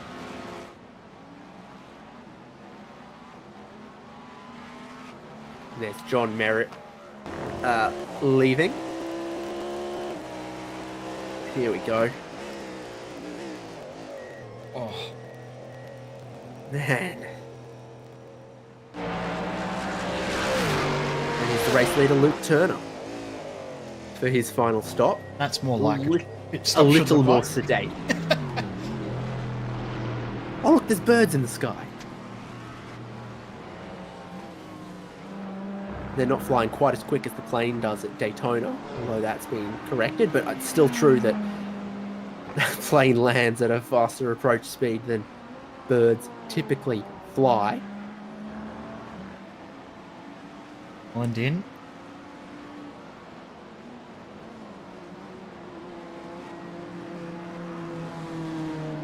Approach in.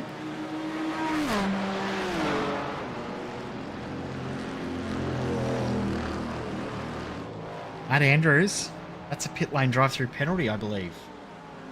Him. No, splash and dash, 8.5 second pit stop.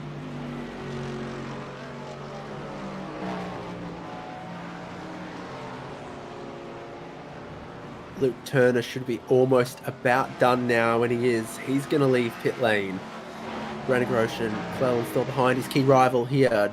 John Merritt is at speed, but not even onto the pit straight as Luke Turner turns down towards turns 2 and 3.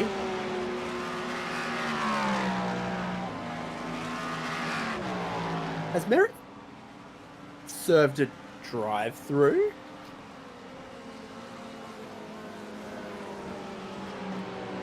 Not that I can see.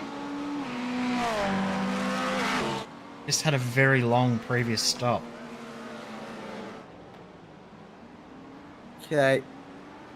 Ellen Groach away, and here comes Mizomo. He's lost out in this pit stop phase, but his tyres are now up to temperature. It's past Brandon Groach. Now he's got to chase down Hamish Cleland.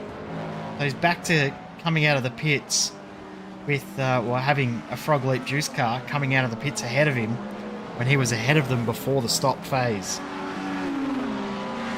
We're going to have a look at Ian Jordan as well.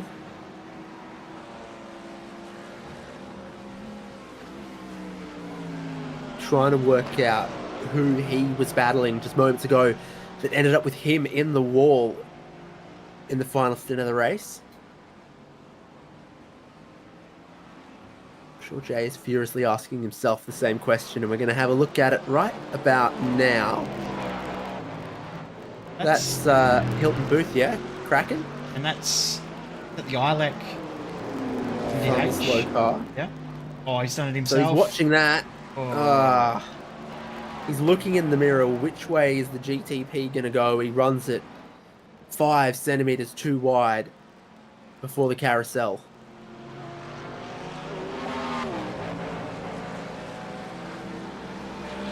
Nick Wood, who's been the best in regards to fuel conservation throughout this race, couldn't play it to his advantage come the end. Now he's got to work hard to get a podium here. They have to pass round 1 race winner in Chris Purnell, but he's got about 11, 12 laps to do it in.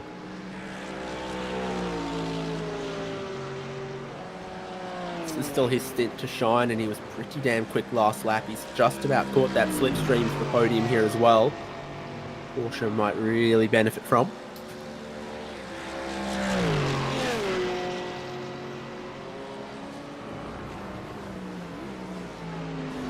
Also, Team Timothy Harris II have come out of pit lane just ahead of Craig Schultz in the 9.5. So you've got a couple of these battles that have just set themselves up for the final stint, and basically everyone has made their final stop that'll get them to the end at this point. The other twitchy foot car, Dean Eldridge, hasn't. They're 9th of 10 cars running in GT3. And Teal Blue Racing haven't, but Patrick Panson is 13 of 14 cars running in GTP. Everyone else are locked in to push on to the end. It's close for the podium in GT3, and it's close 3rd, 4th, 5th in GTP at the moment. Zomo can get after Hamish Cleland is the question of the moment. Brandon Groach, we know he's had good pace, so will he be able to close that down? Chris Purnell lets cruise that. Timothy Harris the second. Yep. The other car there was Craig Schultz. They're in a battle for position at the moment for 7th in class. Hickwood trying to get past the man on screen, Chris Purnell, who, as we said, won the first round of this series, but I think by his own admission, he probably didn't have the pace in that last stint to hold on for the win, but was able to just do enough to hold on, and everyone sort of faltered around him, didn't they? Tim Harris looks to pass around the outside of the carousel. Craig Schultz looks to follow him, and they get around Sean Lacey on the outside of the carousel. Harris had to wait a little bit, cost him some car lengths, and then eventually, late on in the corner, he managed to get around. Approaching Canada corner now, it's just about 1 car length in between them.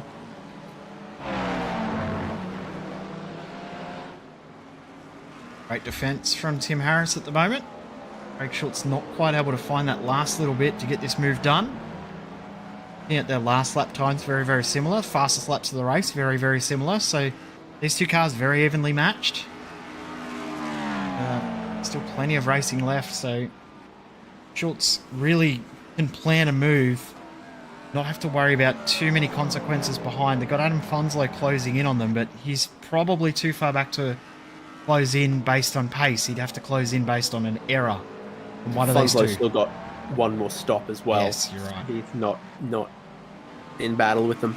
Yep. I did forget to look at that little column in my screen. Comes Schultz, and he's going to get it done up the inside, you'd feel. Yeah, turn 5, he got a long way up. Harris might have run out of the battery power a little earlier. Track looks very, very different to how we started the day, with the sun well and truly blaring now.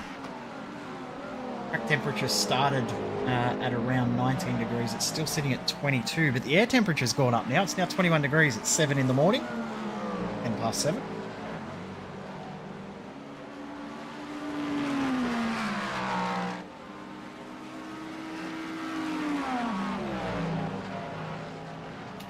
That 3rd, 4th, and 5th, they just keep near identically matching each other's lap times. They were all 47.8 last lap, and it's 47.6, 47.7, 47.6 this time. Very little relative movement, despite catching a little bit of traffic. That could make it change this lap. Zomo has a wiggle in 5. He's got a bit of traffic in front. It's going to be Andrews and Ben Pollock. He gets past Andrews on the way into the hurry down, so try to get Ben Pollock before they get to the bottom of the hill here. Cost him about a second there from Azomo, but see there Brandon Groach also now getting held up exactly the same way. So Azomo's lost a second, but it looks like Groach will also lose about a second as well. Also seen Luke Turner's lost about the same amount of time on this lap as well.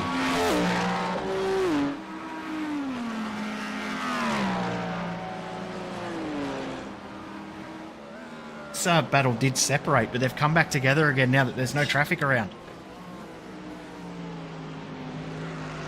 20 minutes to go, and Nick Wood was half a second quicker that last lap. Got himself back within the slipstreaming range here that might be critical for the Porsche.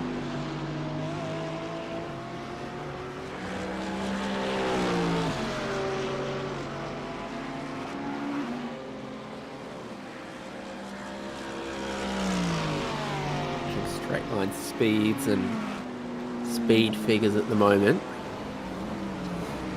Nick Wood peaks at basically exactly the same speed that Chris Purnell did from that distance back in the slipstream. A little bit wide though. And his teammate is going to lean on Pollock. Is it Pollock? I think it is. Yeah, and put him off the track. So Matt Andrews and Ben Pollock going side by side just moments ago.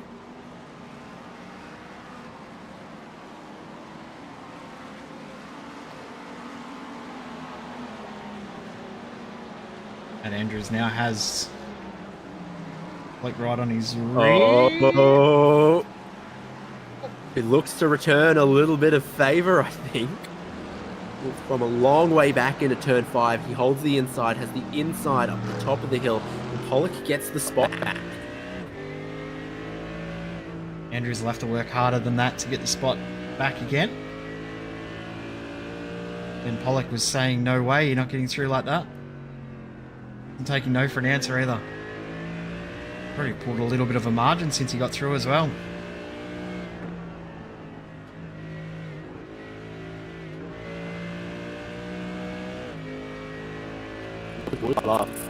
Another bit earlier though. They were a little bad in this battle. 6 in GT3.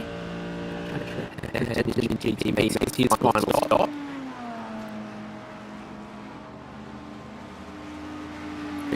Only driver I can see that definitely owes us one, as John Hinoff would say. It's Dean Eldridge, 76 racing Porsche 911.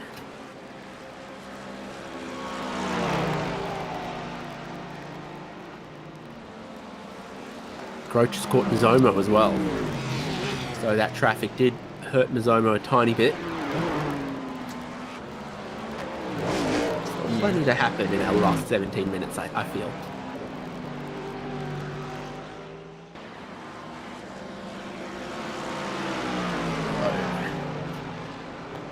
This is how it all started. Ben Jeffries passed. The other car waits. Pollock's around the outside. Oh. Yeah, and that, again, on second time, looks about the same as how it did the first time to me. It looked a bit... Okay, you're trying to clear out some room for that prototype to get through. You don't need to clear out that much room. Yeah, I think that was just a little bit of a lack of awareness of where the prototype was and where Harry was overtaking was. Mizomo's well and truly dropped back from Cleland and now has Brandon Groach ready to pounce and potentially steal that 4th position away.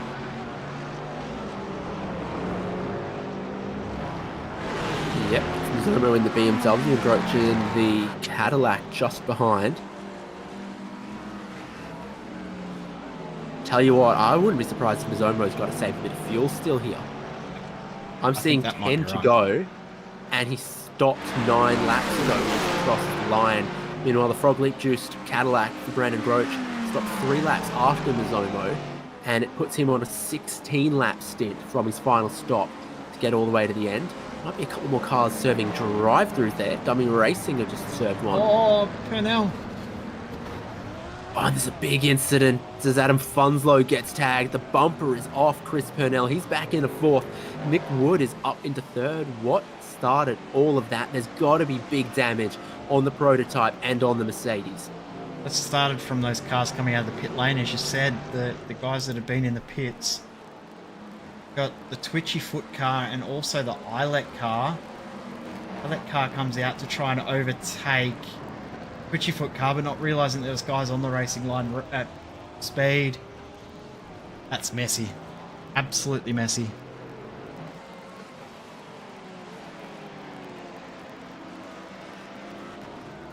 Purnell's almost got cleaned up again as well. Now, it just happened just off camera. Just then.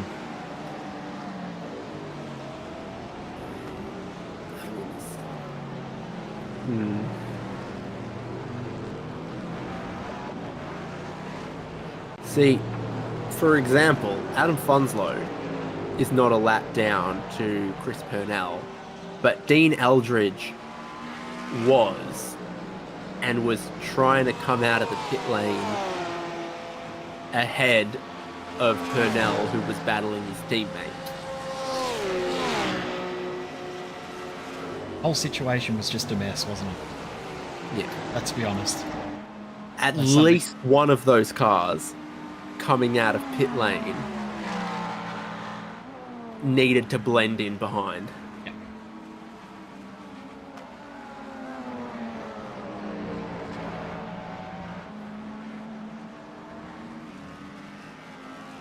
Groach just closed the gap, but he's still not able to get past Simon Mizomo for 4th at the moment. Mizomo Yeah, every indication saying you'll need to save some or just a little bit. Though, I think I've seen my lap count change by 1 lap since I last looked at it. Are these all... Well, for Chris Purnell, there's definitely damage. For Funslow's got a damage as well. flag. So yeah, both got mechanical black flags. That's why they're both coming into the pits.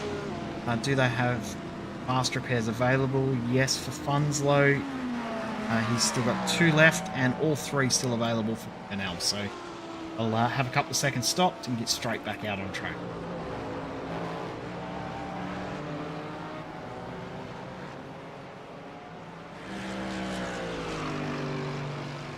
"13 minutes to go." My quick maths is not... My maths brain is not working as good as it normally would tonight, so I'm going to get the calculator out and work out how many laps we should have left, but I don't think we're going to get to 73 laps. I'm thinking 71 is about where we're going to be. Just a bit confused as to whether there's 7 or 8 right now, and it's just flipped and flopped and flipped and flopped on the computer for me, which is very, very important for Simon Mazzomo, whether his final stint is 19 or 18 laps. 18 is pretty standard.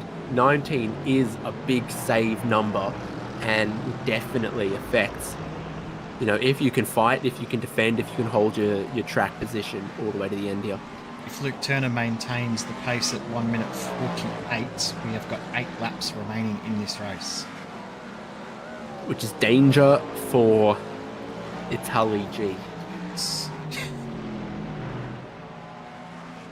Means he's going to have to do 18 laps on this stint, 19 laps on the stint. So he's going to be right on that limit. Which Grosh has done before, and others have done before. But if you weren't planning on it... Has anyone in the Cadillac done it, though? Has it only been BMWs that have done that 19 lap? Copy, we are looking. I Like Motorsport in their Caddy did 19. And so did Dummy Racing, Grady Buchanan, also in a Cadillac. But not any of the Cadillacs that are up front. Not Luke... no, Luke Turner did do one. Luke Turner did one. Definitely possible to do. But yeah, as you said, maybe might need to be a little bit more planning going into that. Might be hoping that Luke Turner drops the pace down, but look, we can tell that he's definitely down on pace because he's saving fuel. Just gets absolutely driven by and then out of the throttle early to save a dash more fuel. And then a lock-up from Grosh, who runs out into the gravel. They change back for 4th place. Mazzomo gets it spot right back.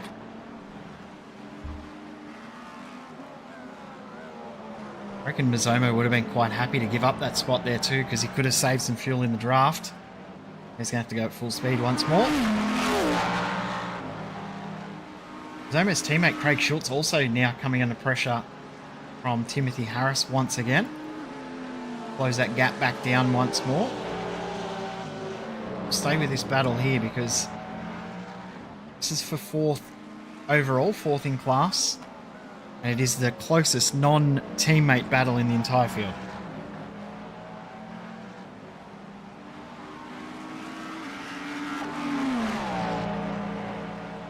You run these long straights and eventually somewhere the battery runs out, and if it runs out for the driver in front first, and the driver behind can close up very late down the straight, kind of like DRS, it can look like that.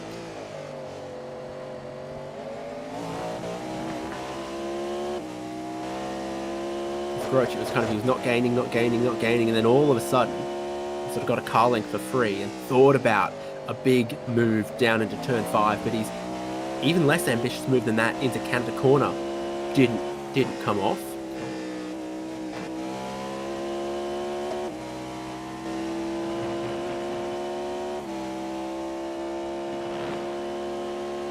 Roche is going to go for it again here. Mazzomo's going to ease out of the throttle a tiny little bit to save some fuel.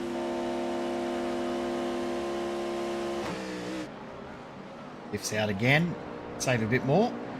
Mazzomo back to 5th, Brandon Groach up into 4th. Can't see him catching his teammate Hamish Cleland, who's now 7.5 seconds up the road.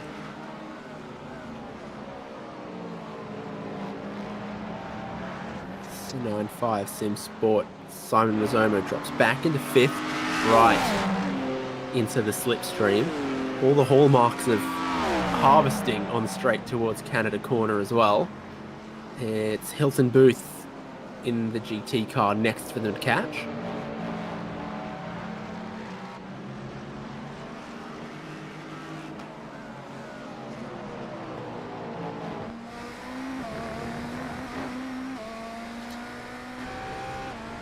And then Ben Pollock.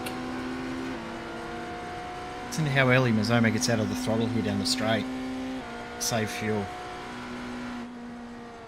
Big lift. About 100, 150 metres early. Definitely a couple of those number boards on the side early.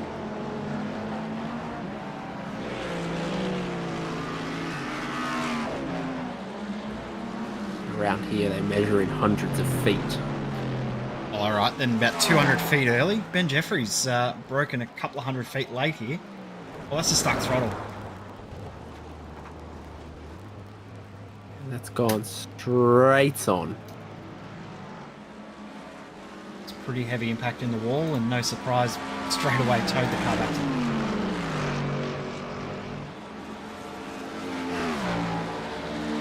Now, despite that previous damage and the extra pit stop for the repairs, despite all that, Chris Purnell has come out right in contact with his teammate Matt Andrews again. So they're doing their thing again.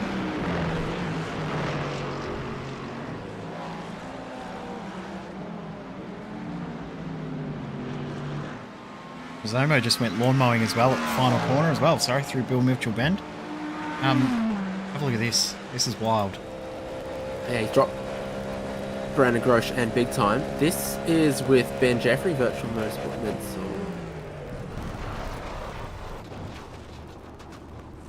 Still doing just on 225 k's an hour when he's hit the wall.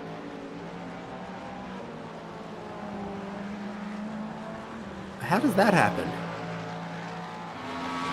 I don't know, but he's come back out on track, so had some sort of failure, or whether he's just had a complete lapse in concentration, just driven it straight in the wall. I'm not sure. He's back out on track now. Honestly, does it look more like screen goes black? Yep, potentially. Cat jumps on monitor cable. Screen's gone, or steering wheel's not doing anything. So rather than cause an incident or try and turn the corner, drive it straight ahead. The wheel's still turning.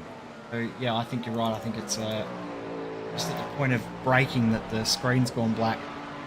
I'm just seeing Hayden Jackson's getting back into the dummy racing car. About 5.5 minutes to go in the race.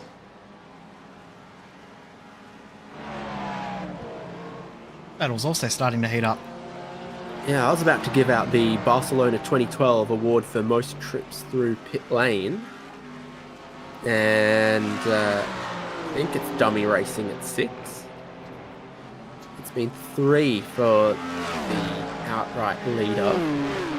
It's been 3 for most in GT3. Pollock and Hilton Booth here. Both last stopped on the same lap.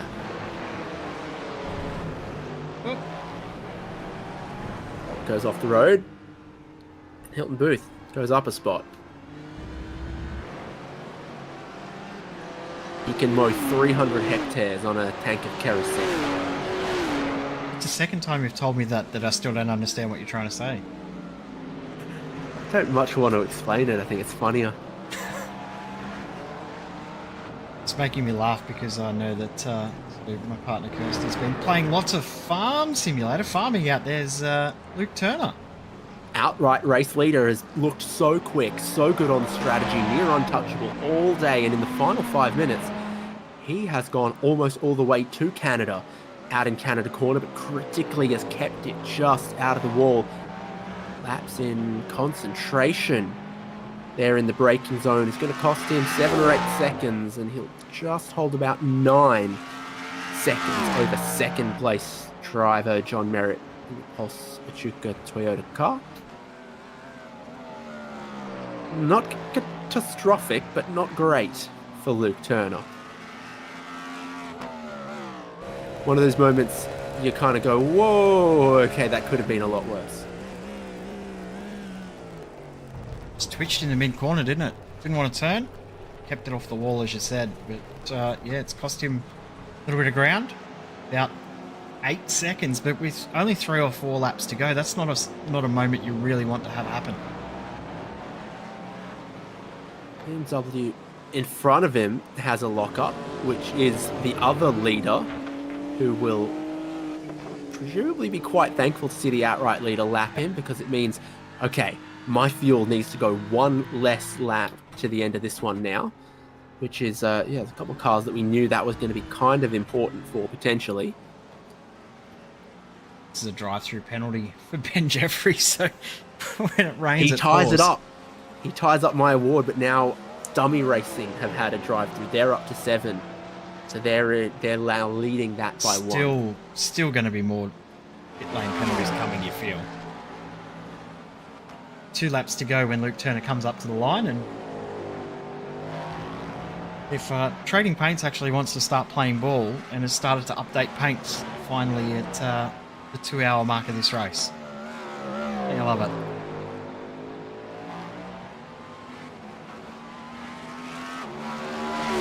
There you go.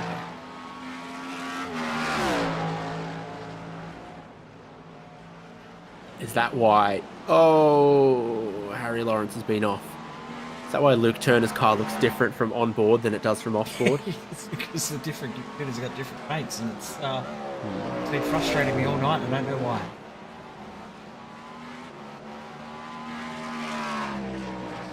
Love it when things work, but when they don't, it's very frustrating.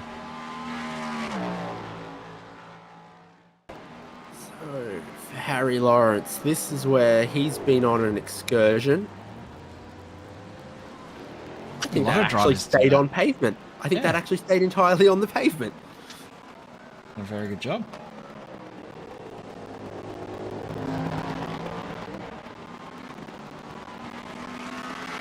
I wonder if it's not like some other cars have been where the computer-controlled blip on the downshifts isn't perfect. And so going from 7th to 6th, no problem. From 6th to 5th, no problem. But as you start getting into the lower gears, the RPM, opposite of the RPM drop, on each successive shift gets greater. And so when you're kind of reaching for shifting down into 2nd or even 1st gear in corners like that, you get just a tiny bit of rear locking. And if you're pulling those downshifts late on while you're already turning in, it can give you a problem. Turner coming towards the white flag to start the penultimate lap. He runs Canada corner just a little bit wide once again, as if he needs a little bit of excitement in his final 6.4 kilometers. Barney's got it, the white flag for the final lap, round 2 of ASR 130. Zomo is on the mega fuel save. Brandon Groach also now on the fuel save as well. So they are both trying to save as much fuel as they can. But Zomo, look how much he's lost the last couple of laps. He's going to struggle to make it this final lap. I actually think he might be out of fuel. He's shifting a tiny bit early, I think, there as well. Yeah, that's a lift. He's not gonna, he has the chance to go for a splash. He would stay on the lead lap and therefore at worst be, you know, last on the lead lap. He switched to right foot braking as well.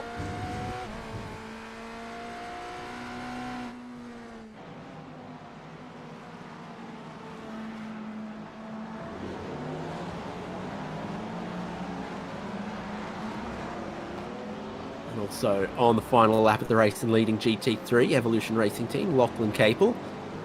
And well, you listen, I think Sebastian Flock has changed from yawning to snoring. Correct.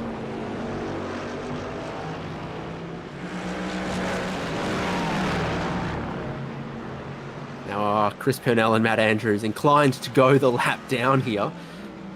Matt Andrews is going to have no choice. I suspect Chris Purnell also will have no say in the matter.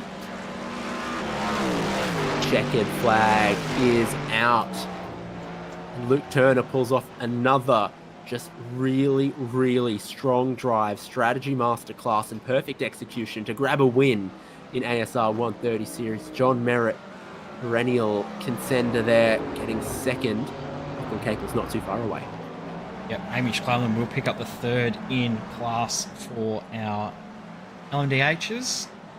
Pretty happy about it as well, so congratulations to Hamish. But yeah, as you said, Lachlan Capel will pick up the win in the GT3 class. He and Sebastian Flock, absolutely dominant. Remember, they started last as well, so that makes the drive even better when you look at it.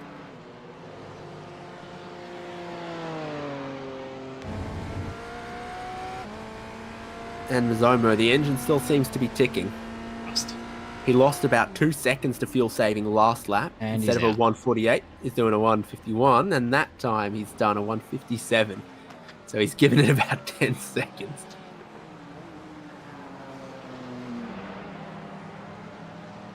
Always feels like a quiet last hour where we haven't spoken a whole lot about Sean Lacey and Team Racy. They did take up a fair portion in that mid-phase, the GT3s, with that incredible pack they had. After the first stop, everyone was like closer than they were off the race start. And then Nick Wood grabs himself third.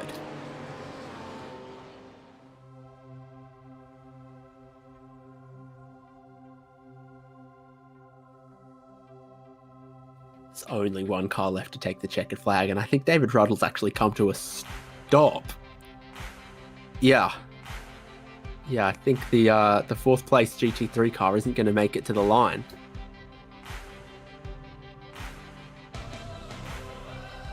Just made it home now. Yep, he just has. He just has. He's good. So then in GTP, after 71 laps of Road America, Luke Turner, the winner in Team Luke Turner. John Merritt, Hamish Cleland and Brandon Groach, the Frog Leap Juiced Racing cars, third and fourth. Simon Mizomo, a cough and a splutter, and a fifth place. Harry Lawrence, if you take out the 40 seconds to the speeding in pit lane penalty, you'll see where his pace would have put him probably second place, and if he was that close, it might have given him the motivation to be able to challenge for the win, but it was just too ambitious into pit lane and really, really set him back for the whole rest of the time. Craig Schultz, Team Timothy Harris II, the last car on the lead lap, and then Colby Callum a lap down, Adam Funso, Alec Motorsport Funds a lap down, OK Racing 2 laps for Sam Lehman and Jeff Wayne, Virtual Motorsport Mentor and Jeffrey 12th, and then Teal Blue Racing, Zummy Racing, and Velocity Racing and KH retirements in that class. Over in GT3, Evolution Racing Team's BMW takes the win with Lachlan Capel and Sebastian Flock. Behind them, Sean Lacey Team Racy, Nick Wood and David Ruddell for third and fourth, with Twitchy Foot Racing and the last GT3s released on the same lap, released between the outright leader and their class leader in GT3 there. And the Virtual Motorsport Mentor Esports Mercedes duo, Chris Purnell and Matt Andrews, Hilton Booth, Ben Pollock, Dean Eldridge and Daniel Piper, the last GT3s before we get to kind of retirements here with Ian Jordan and Brady Stanley.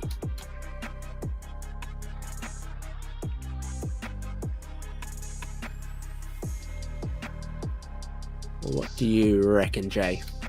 Go for it. You grab who you want to chat to, and I'll do the other. Oh, I have to play favorite children here. Okay.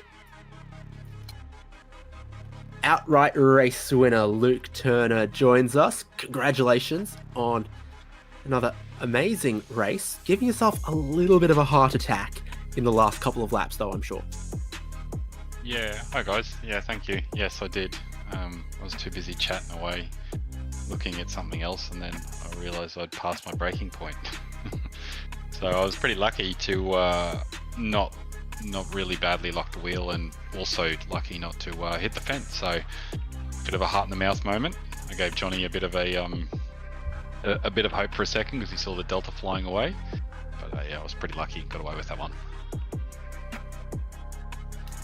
Cadillac versus BMW, what's led to you in the Cadillac, and are you aware of much, if any difference between the models? Yeah, the Cadillac has more rotation, and the BMW, I think it's a safer car. But from when I was racing it, I had to go on officials when we were at Spa, and I found the BMW was more planted. You get the power to the ground, but it wanted to push a little bit more. So safer, but ultimately blew up the tyres a bit. So as long as you can tame the Caddy, I actually found it quite enjoyable to drive. Plus, it sounds awesome. No replacement for displacement is what they say. The winner of the race 2 of ASR 130. Congratulations go to you, and if you got anyone to thank. Look, I just thank Sam, the sponsors, SimSpeed, just everyone that helps put these races on. I realise a lot of people take time out of their day to do this thing, and I know Sam does it a hobby. So yeah, just thank you to everyone that lets us go racing. 2 weeks till the final round. Will we see you there? At Le Mans, you bet. Oh, I hope so. I haven't checked the work calendar yet, but yes, I'll be there if I can be. We'll keep our fingers crossed for you as well. Catch you around. Thank you. Bye. Now, Jay, don't think Sebastian Flock is going to join us, but Lachlan Capel might. Yeah, congratulations, Lockie. We saw Seb struggling to keep awake throughout that one, but how'd you find it out there on track? Probably a little bit uneventful in the second half. Yeah, the second half was uneventful. I just had music playing, listening to people playing games. But yeah, first half was interesting trying to get through that little battle pack there. That group of the top 4 or 5 cars, trying to sort of slice through them and not try and make too many mistakes. I mean, a couple of the overtakes were a bit sketchy, so I kind of let it back just to kind of play around and have a bit of fun. But yeah. Talk to us about that group that was going on in the after that first round of pit stops, where you had like 6 or 7 cars all together. That was a bit crazy. Yeah, it was really crazy. I was trying to get around some of those cars because some of them had different fuel cycles. So I think the Twitchy Foot car pitted a lap later, which got it out ahead, and then the Merc, I think, pitted a couple of laps early on lap 8. I think it was the Vermilion Motorsports Merc that pitted a lot earlier than everyone else. So it was kind of a mix of fuel strategies, trying to determine who was saving and who was not, to try and get around them. And then, yeah. 2 weeks we headed to Le Mans. Will we see you out on track there? You and Seb once again? With 1 lap of practice, probably again. But the series is a bit of fun, so we'll probably just jump into it. I mean, Le Mans is not a particularly hard track, and me and Seb both raced here from Speed Cafe, so probably we'll have another go, and we'll bring a couple mates over. I think we'll have some more fun at the front, I think. Good luck, mate, for the next round, and we'll chat to you then. Cheers, guys. Well, there's just 1 round left of this Endurance Championship from AUSPASS, the ASR 130, and it is Le Mans. You'll see it here on SimSpeed, Thursday, 17th of August. An absolute classic endurance racetrack. Definitely opens up some more strategy options as well, I think, with the way the racing often plays out there. Let's thank everyone, though, who makes ASR 130 possible, which is Bridgestone Select Index Designs. And that's it for this one. So for myself, David Haynes, Jay Kennedy, here from Road America for ASR 130 Series. Our congratulations go to the class winners in LMDH and GT3, and we look forward to seeing all the drivers back again in 2 weeks' time for more endurance sports car racing at Le Mans. Racing isn't easy, but experiencing it is. iRacing puts you in the driver's seat with the industry's leading sim racing game. Drive on laser scan replicas of the greatest racing circuits from around the world. go head-to-head against other drivers chosen by skill-based matchmaking to ensure competitive racing at every level. Compete across all your favorite series. In officially licensed cars, engineered to deliver the most accurate driving experience possible.